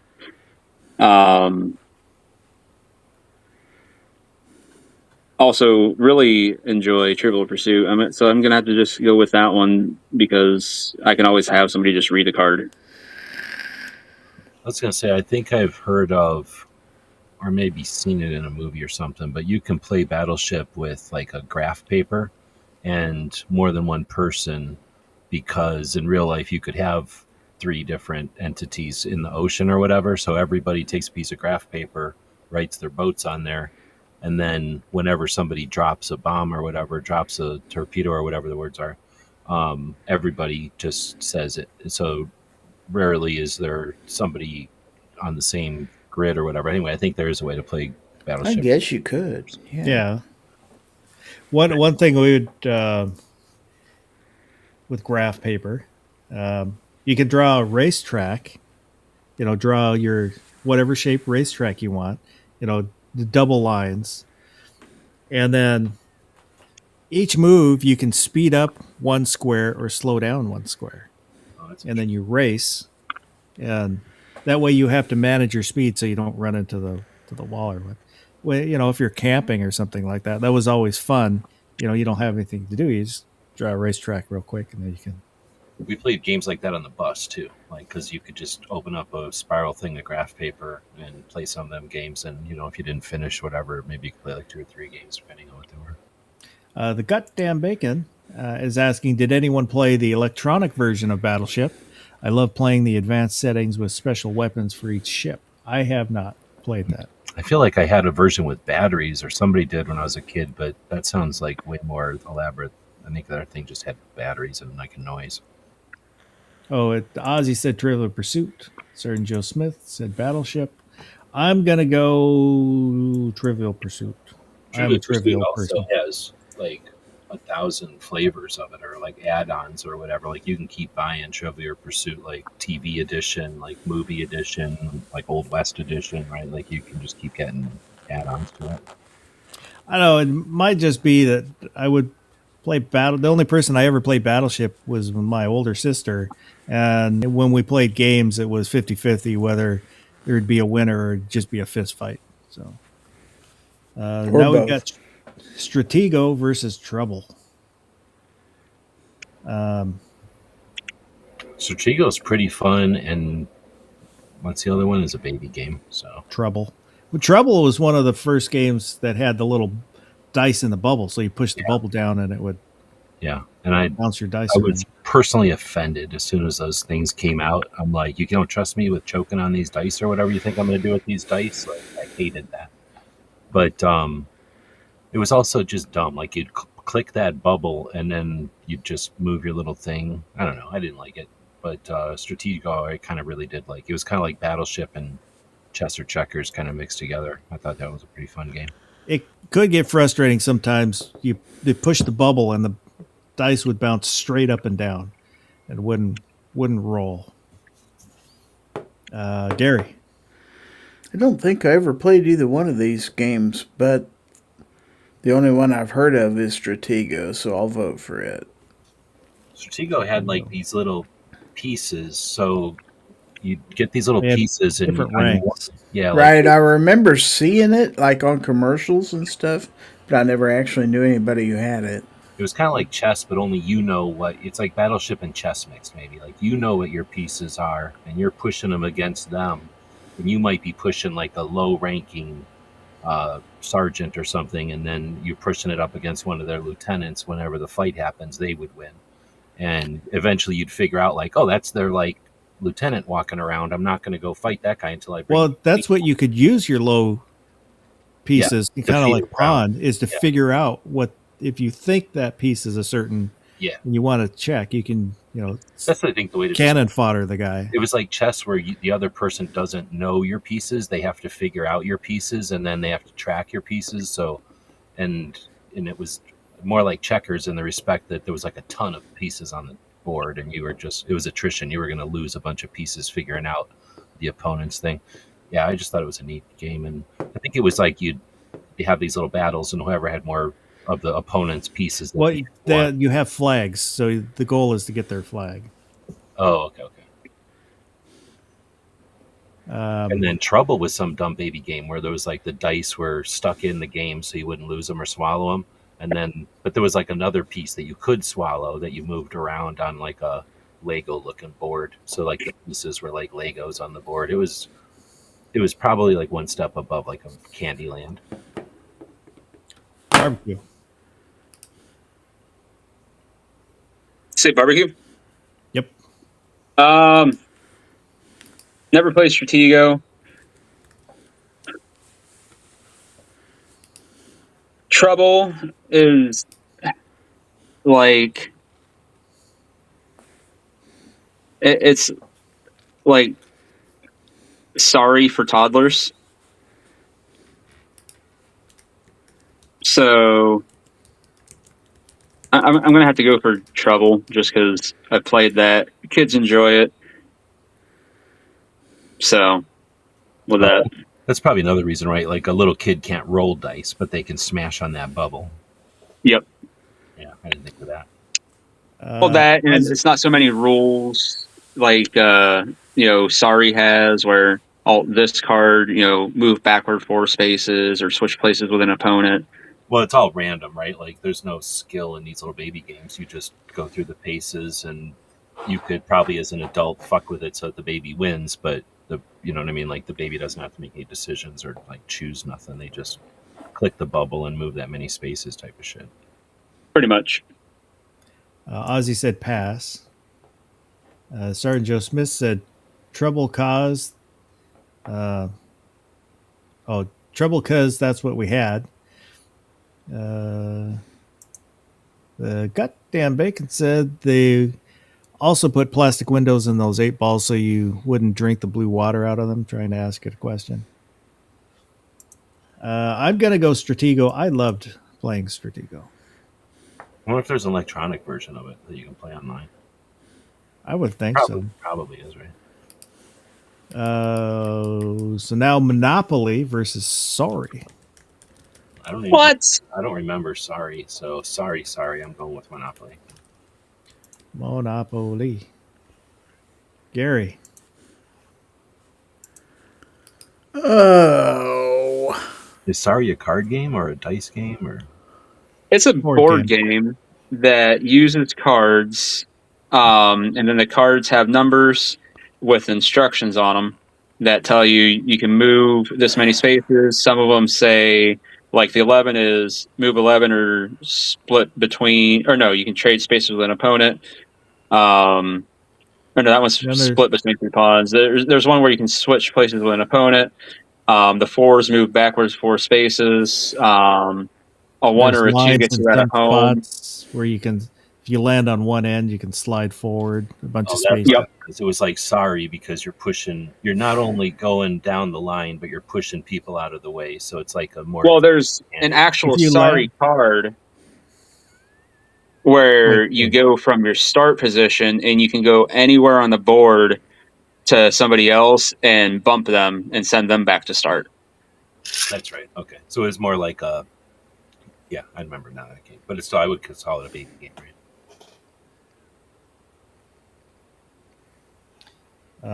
so Gary, Monopoly or sorry? Monopoly. Monopoly. Barbecue. Personally, I love Monopoly, but as far as a good quick game to play with the kids, sorry is really tough to beat. But I do But kids will have cry when you knock their pieces off the board. I know because I played with my stepsons. Yeah.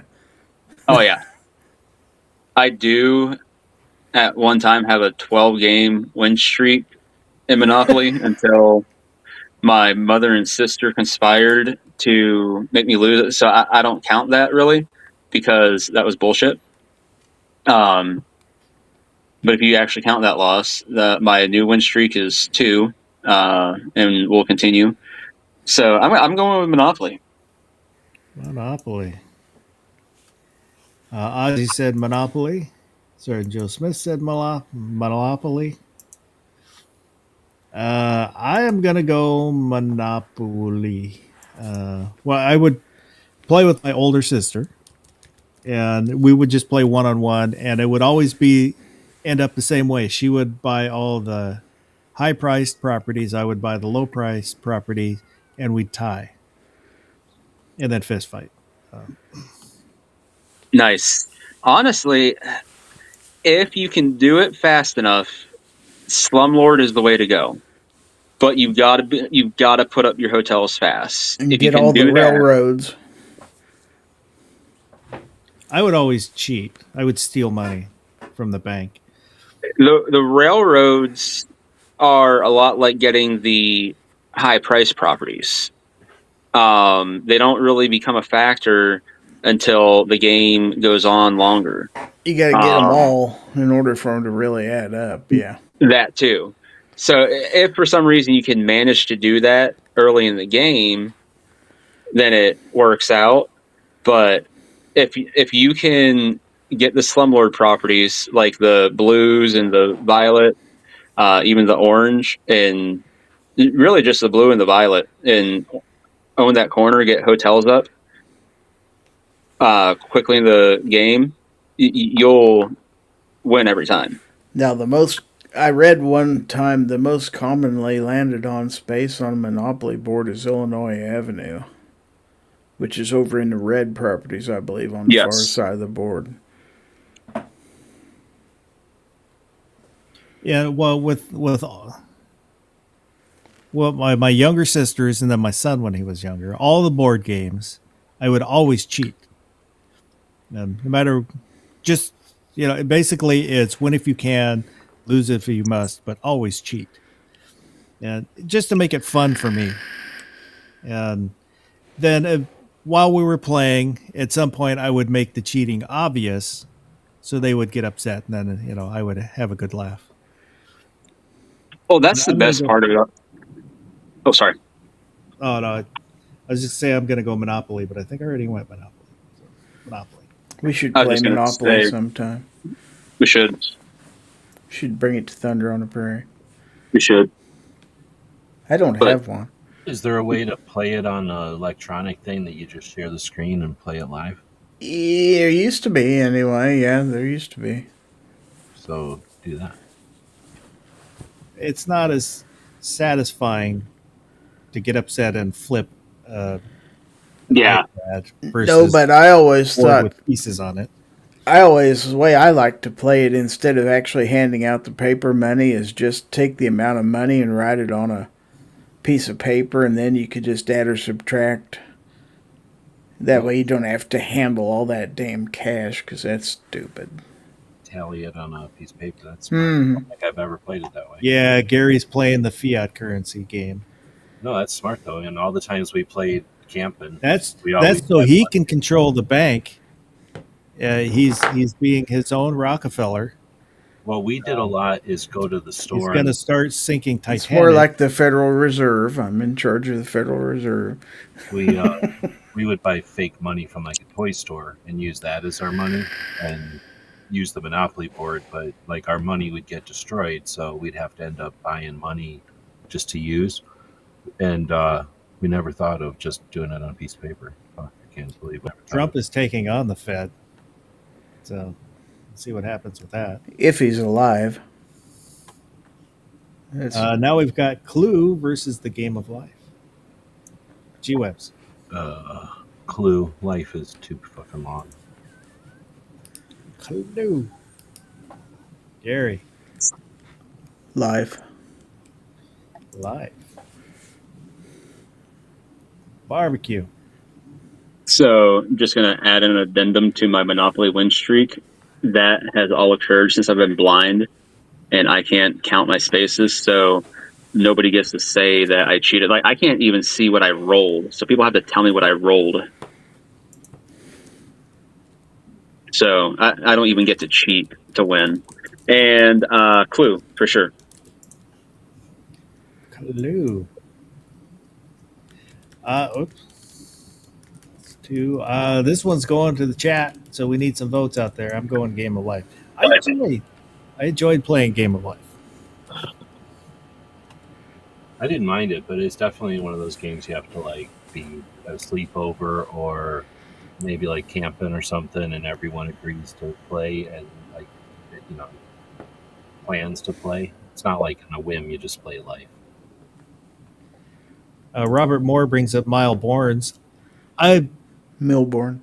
Milborn's. Kids I knew talked about the game. I never actually played the game. Oh, it's fun. It's kind of like a travel game where you're going a certain speed. You got speed limits and stuff. It's pretty cool. I never heard of it. It's a board game. Yeah, it's a card game. Card game.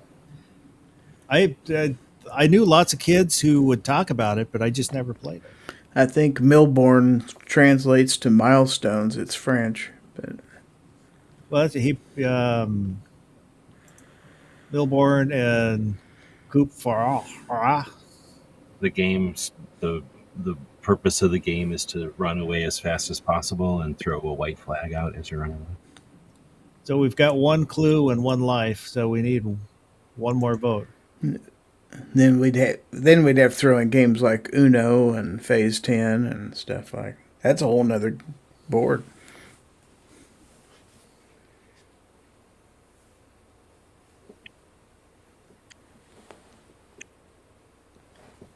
One more vote. Somebody vote.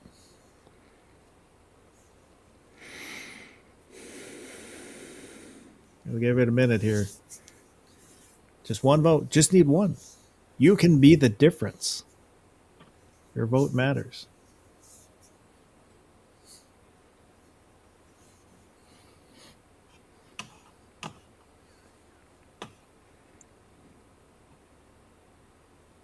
The goddamn bacon said that's a tough one. Both are better than the board game versions of Jeopardy, but didn't answer the question.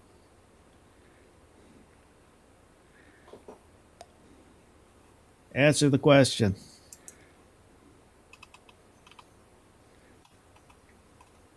Ozzy said Clue. Well, yeah, Mr. Bob said Life. Ozzy said Clue. So that's why we need one more. Didn't Sergeant Joe say Clue?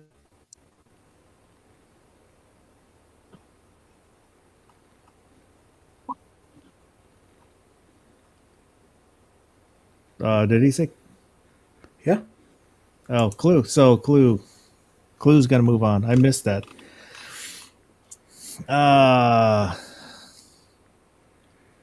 So we'll give Clue a 3. There we go. But Bacon just said Life. So. Well, it's too late. He took too long.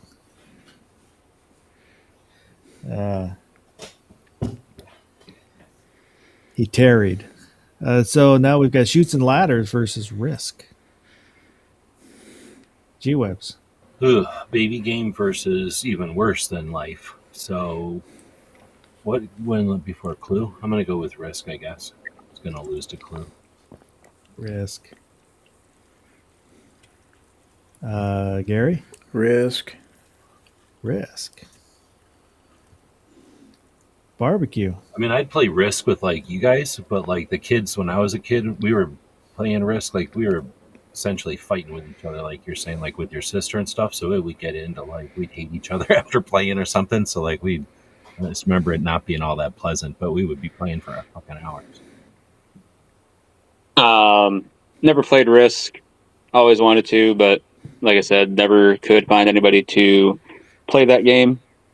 And like I said before, Shoots and Ladders still holds up. Pretty fun game. Going with that one. Shoots and Ladders. This one is also going to the chat because I'm going Shoots and Ladders. I'm going baby game. So Sergeant Joe Smith said Risk. So we'll give it here just a little bit, see if anybody else wants to vote. Right now, Risk is winning with 1 vote.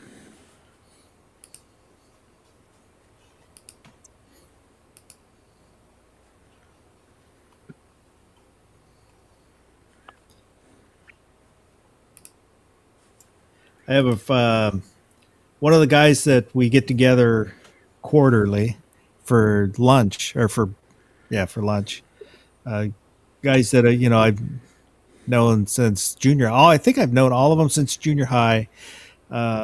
Lenny, I've known since grade school,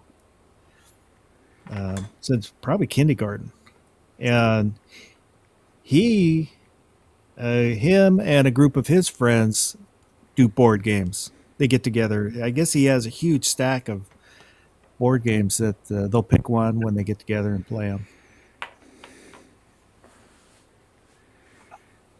So we've got, especially if like, when you're doing that, you can also get something to eat. You could bring over like different beers or whatever. Yeah. Like, you know what I mean? Like I could see that on a regular basis. I could see somebody getting into that. So we've got 3 for Risk and 1 for Shoots and Ladders. So Risk is going to move on. Bet all those people would burn flags. I just pissed off all the audience. Chess versus Trivial Pursuit. G-Webs. Chess. Trivial Pursuit's fun, but I think chess is going to take this whole thing. It's classic for a reason. Chess. Gary. Trivial Pursuit. Trivial Pursuit. Barbecue. While I do enjoy trivia questions, I'm going to have to go with chess. Chess. Well, Ozzy said Trivial Pursuit. I don't know. I like both games for different reasons.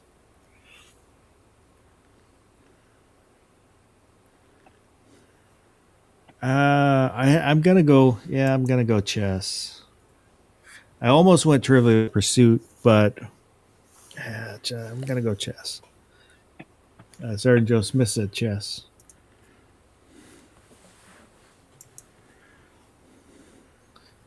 So now we've got Stratego versus Monopoly. G-Webs. You know what? If I had to sit down and play one of them right now, I'd probably want to play Stratego. It's only 2 people, though. But I'm going to go with Stratego. I think Monopoly's going to win.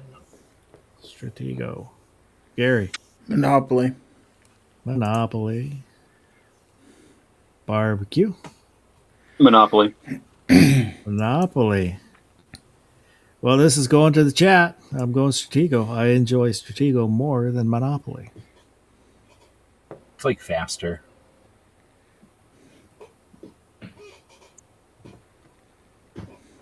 I don't know. I think it's just the military-based game I enjoy more. And these guys haven't played it. So And why don't you like Risk? I only played it once, Risk is though, just too elaborate. Huge. and I didn't really understand what I was doing when I played it that one time. Ozzy It's said that Monopoly. way. Sergeant Joe Smith said Monopoly.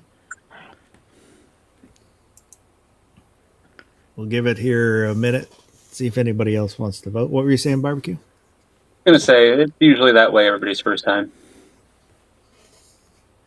Well, you just feel around and you figure it out. That's what I do anymore.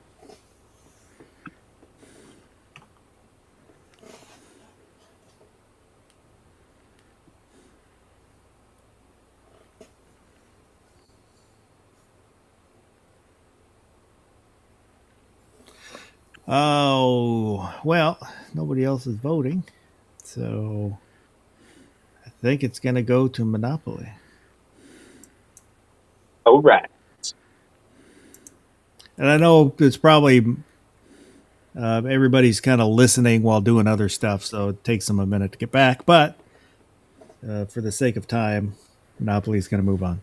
Ironically, everyone's listening to this while playing Stratego, but they're allowing Monopoly to win because they don't want to interrupt their games.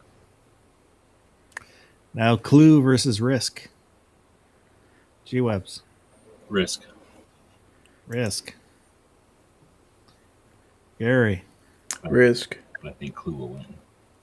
Risk. Barbecue. Clue. Clue. If I won't be well, this is going to the chat. I'm going Clue. I enjoyed playing Clue. So Mr. Bob said Clue. Got one for Clue. The Gut and Bacon said I'm listening while playing Minesweeper. I used to play Minesweeper all the time. While I was sitting at the computer while doing stuff, while waiting for things to process, I'd play Minesweeper.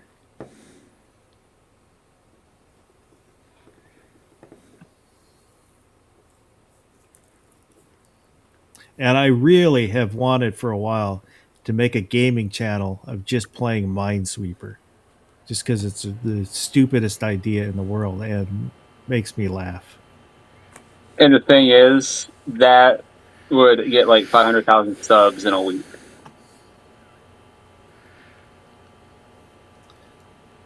And so you can do it live on Twitch and make money. Shoot. And then boss would be like, so my D channel. The big D. Ozzy said Clue. Sergeant Joe Smith said Risk. King Henry said Risk. 1, 2. So it's tied 2-2. We need one more vote. We need a tiebreaker.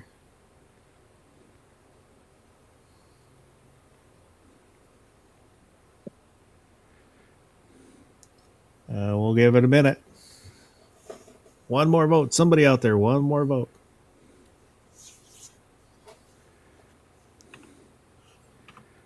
I think Bacon's having commitment issues. Bacon is waffling a little. Mm-hmm. Bacon and waffles does sound good, though. So I went to this place. Dang, where was it? It was, I can remember what part of the street it was on, but I can't remember what state it was in now. I'll think of it in a second. But anyway, I went to this place. It was some morning. I think it was in Nebraska. I know it was in Nebraska. I was waiting for this museum to open. And I'm looking around for restaurants on Google Maps, and there's a waffle place. And I forget what they call it, but like the Flying Pig or something. And it's a Belgian Blue is waffle. moving on. Belgian waffle, they put a handful of bacon bits in there. They crack an egg in there, and then they pour the waffle mix in there, and then they give it to you. Would you eat that? Egg, bacon, and waffle in the waffle maker. I don't Yep. like them mixed. Yeah, I would. It was fucking pretty good. Now, I don't think they did it well. Like, the girls just threw it in there, and they suck at doing it, but the concept is A-okay. There might have been cheese in there, too. I can't tell because the girls that did it were sloppy, but there might have been some cheese.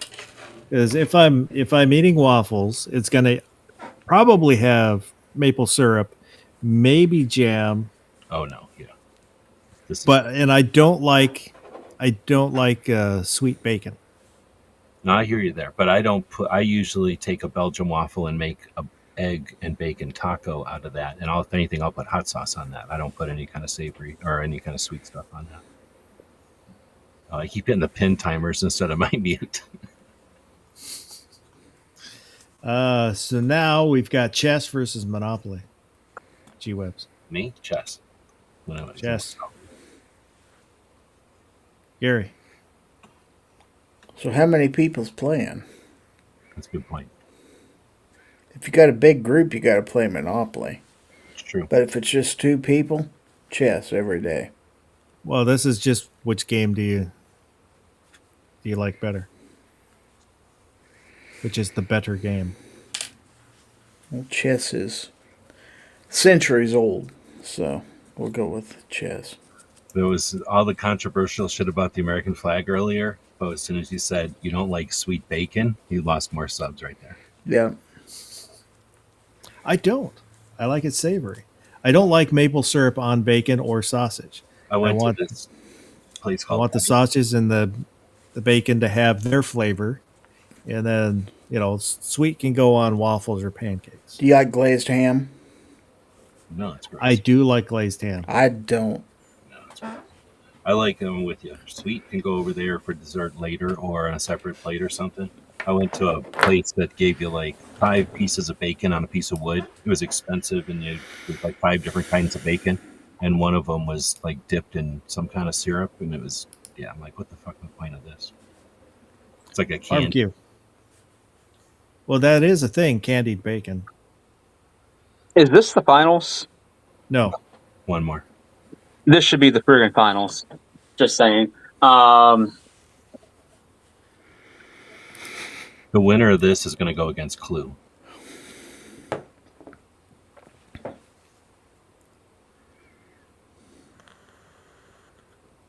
Ugh. Who doesn't stand a chance against either of these? And I really, really like Clue. But No, this really is the end. Like, this is the real question because these are the 2 games. And hey, John, this is so tough for me. My heart says Monopoly. Is that your vote? It is. Monopoly. I think Monopoly Clue is a better final than Chess Clue. should it be illegal for someone to burn a Monopoly board? Burned a Ouija board before. Oh shit.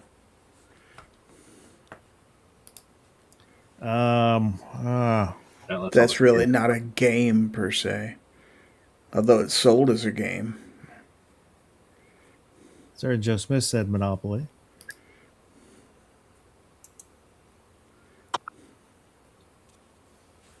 What did you vote for?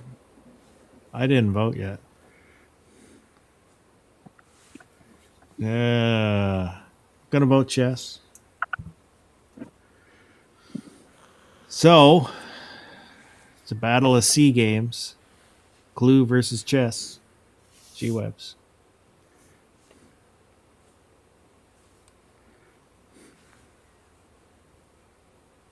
You muted. Oh, sorry. Chess. 1 for chess. Gary? The game which has literally brought terms into our vocabulary, such as checkmate and everything else. We're going with chess. Chess. Barbecue. I'm going to try and Barney Fife this thing and say it was Clue with the bracket on the DM Foss show.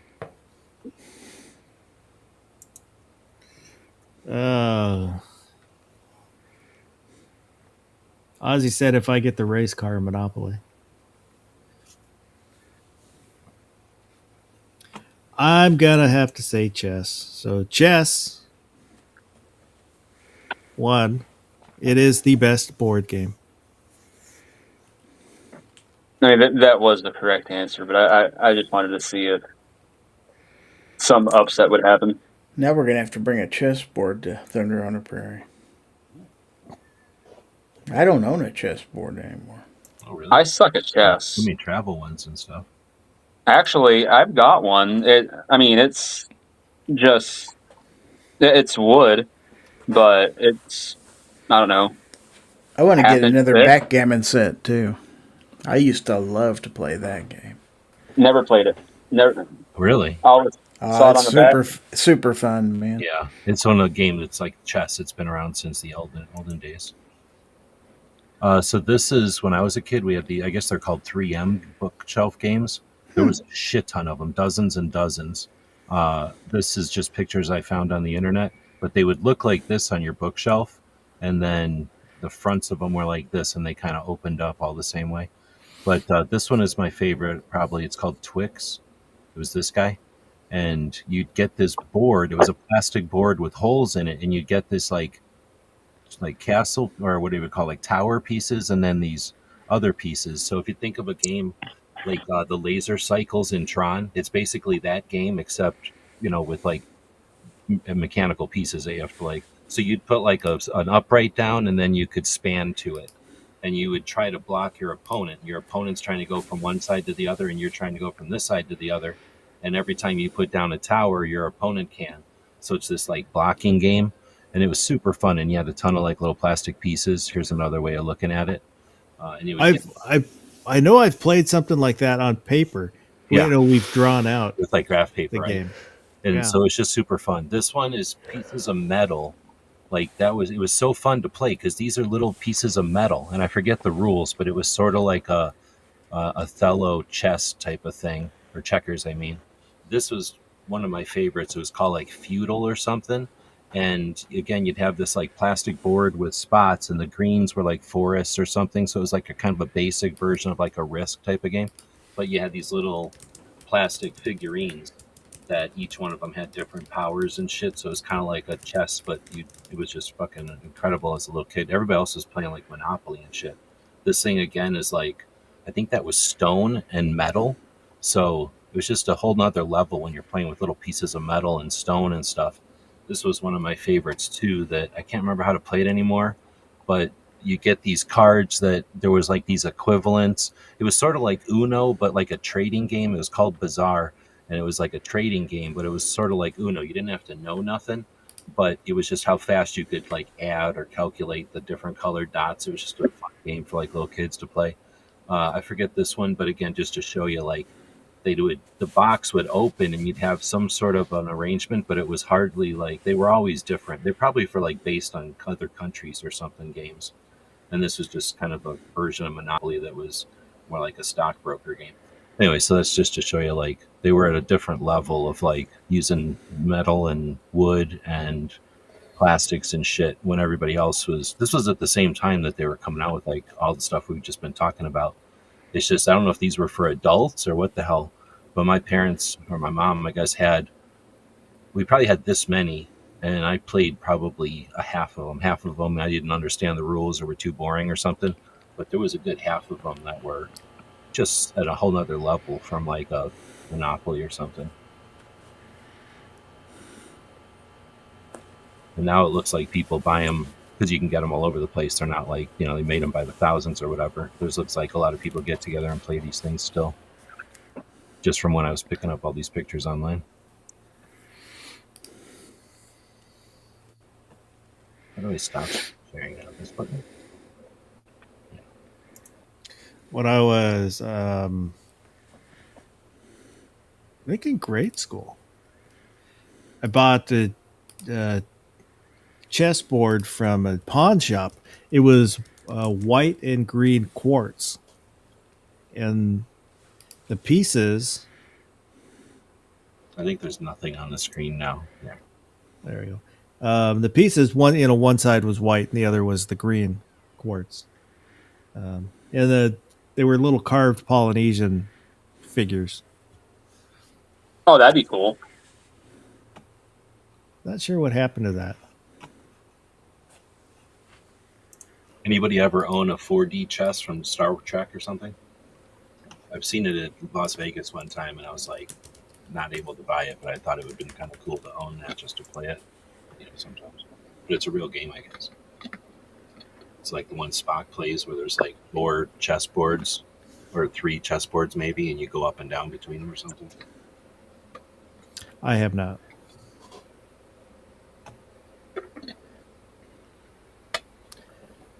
Well, gee whiz. Anything you got coming up you want to let everybody know about? No, thanks for hosting. Does Sharon still have her thing up? I think it resolved to a dead page or something on the one on my Facebook, so I thought she shut it down. I haven't looked at it in a long time. So if Sharon's still doing her thing, check that out. I've been posting about the 3 people who are in jail for gun-related shit that I think we could all get behind, and they can all use help. That's Dexter Taylor in New York, and I forget the names, but the guy in Massachusetts who was just kind of driving through, and then the sailor, where's it, in Florida? I forget where he was, where he got busted for having like demilitarized, parts, basically, like just, rocket launchers and stupid shit. They decided. Oh, they're the gun state. Well, I don't know if it's Florida. I forget where it is, but they basically said, well, if we take your shit and put it back together, then it's still a thing. And it's like, well, it's not put back together. There's a big fucking hole drilled in it the way you asked us to. So anyway, he's in jail for owning demilitarized shit, and that's something we shouldn't be ignoring, but also how scary is it that if they were, that they can put somebody in jail for demilitarized shit that they can undemilitarize to put them in jail? Like, what the fuck is the point? I think about how many people own demilitarized shit. That's like the pinned and welded barrel. The ATF agent that twisted and broke it off. Yeah, said, exactly. Well, we can destroy your barrel and make it shorter. Yeah, exactly. Well, that would just be like saying, well, we could just cut this off and rethread it. Yeah, exactly. No, exactly. They didn't even rethread it. They just destroyed it and said, we got it off. Yeah, we got it off, and now it's not compliant. Oh, I didn't hear about this happening. But I didn't realize this was an actual thing that was happening. A few months ago. Yeah, and it's messed up. So I don't know if that person is in jail or not. I don't know about that case, but that's the only thing I would say is, like, let's not forget, 1, that those folks are in jail, but 2, that we're not doing not much about it as a community or whatever. We're just not paying attention to it. Gary, how about you? What about me? What you got coming up? What have you learned? What have I learned? Oh, I don't ever learn anything. I've got Foul Territory coming up on Monday, and then I'm probably going to take off for a week. So, Monday night, 9 o'clock p.m. Central Time. And you going to pull a Travis and just randomly go live? I'm not getting married. You sure? Yeah. 100% sure. Congratulations to Travis and Tammy, by the way. But yeah, that's all I got. Thanks for having me. That's a move too, to go live with your wedding. That's pretty cool. It's one thing I haven't done yet. Well, when you got married, it was all Super 8s, so that's true. Couldn't go live. Barbecue. Yo, coming up. What did you forget? New segment. What did you forget? What did I forget? I forgot to forget stuff. You talking about what I was referring to earlier? No, I was just making fun of. Oh, I was gonna say. Because I was like, I remembered that. That was the Colin Kaepernick thing. So, what do I have coming up? I guess a show on Thursday.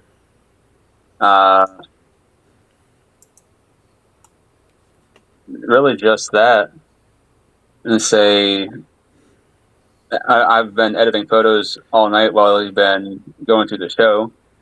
So, I'm going to finish up the photos from today's Little Gritters game, get those posted. And I've got senior photos that I need to work on from last week. And just, photography stuff. That's it. Appreciate you hosting. I appreciate you being here. So next chat will be next Saturday. I've got a video coming out on Monday. I think it's a short, so it's easy to consume. I think it's Monday. I don't remember. I got something coming out at some point, somewhere, at some time. Let me see. I'll take a look here. There, and then we'll go over there. And yes. Oh, it's the stun gun video. It's coming out Monday. Monday's the 1st, right? Yes. Yes. Is So, this yeah, so jab your own Yeah. leg with a stun gun for views? I did stun myself with it. It's a compact. It's a pen size. The Streetwise Pain pen. Nice. Compliant. And then there should be one Friday, a short on Friday, and then a short on the following Monday. I think other than that, thank you to everybody that was out there in the live chat, chatting it up. And if you watch this replay, leave a comment. It's not required, but highly suggested. And I hope everybody. I got to go over there. I hope everybody has a good rest of the night, and go do something good.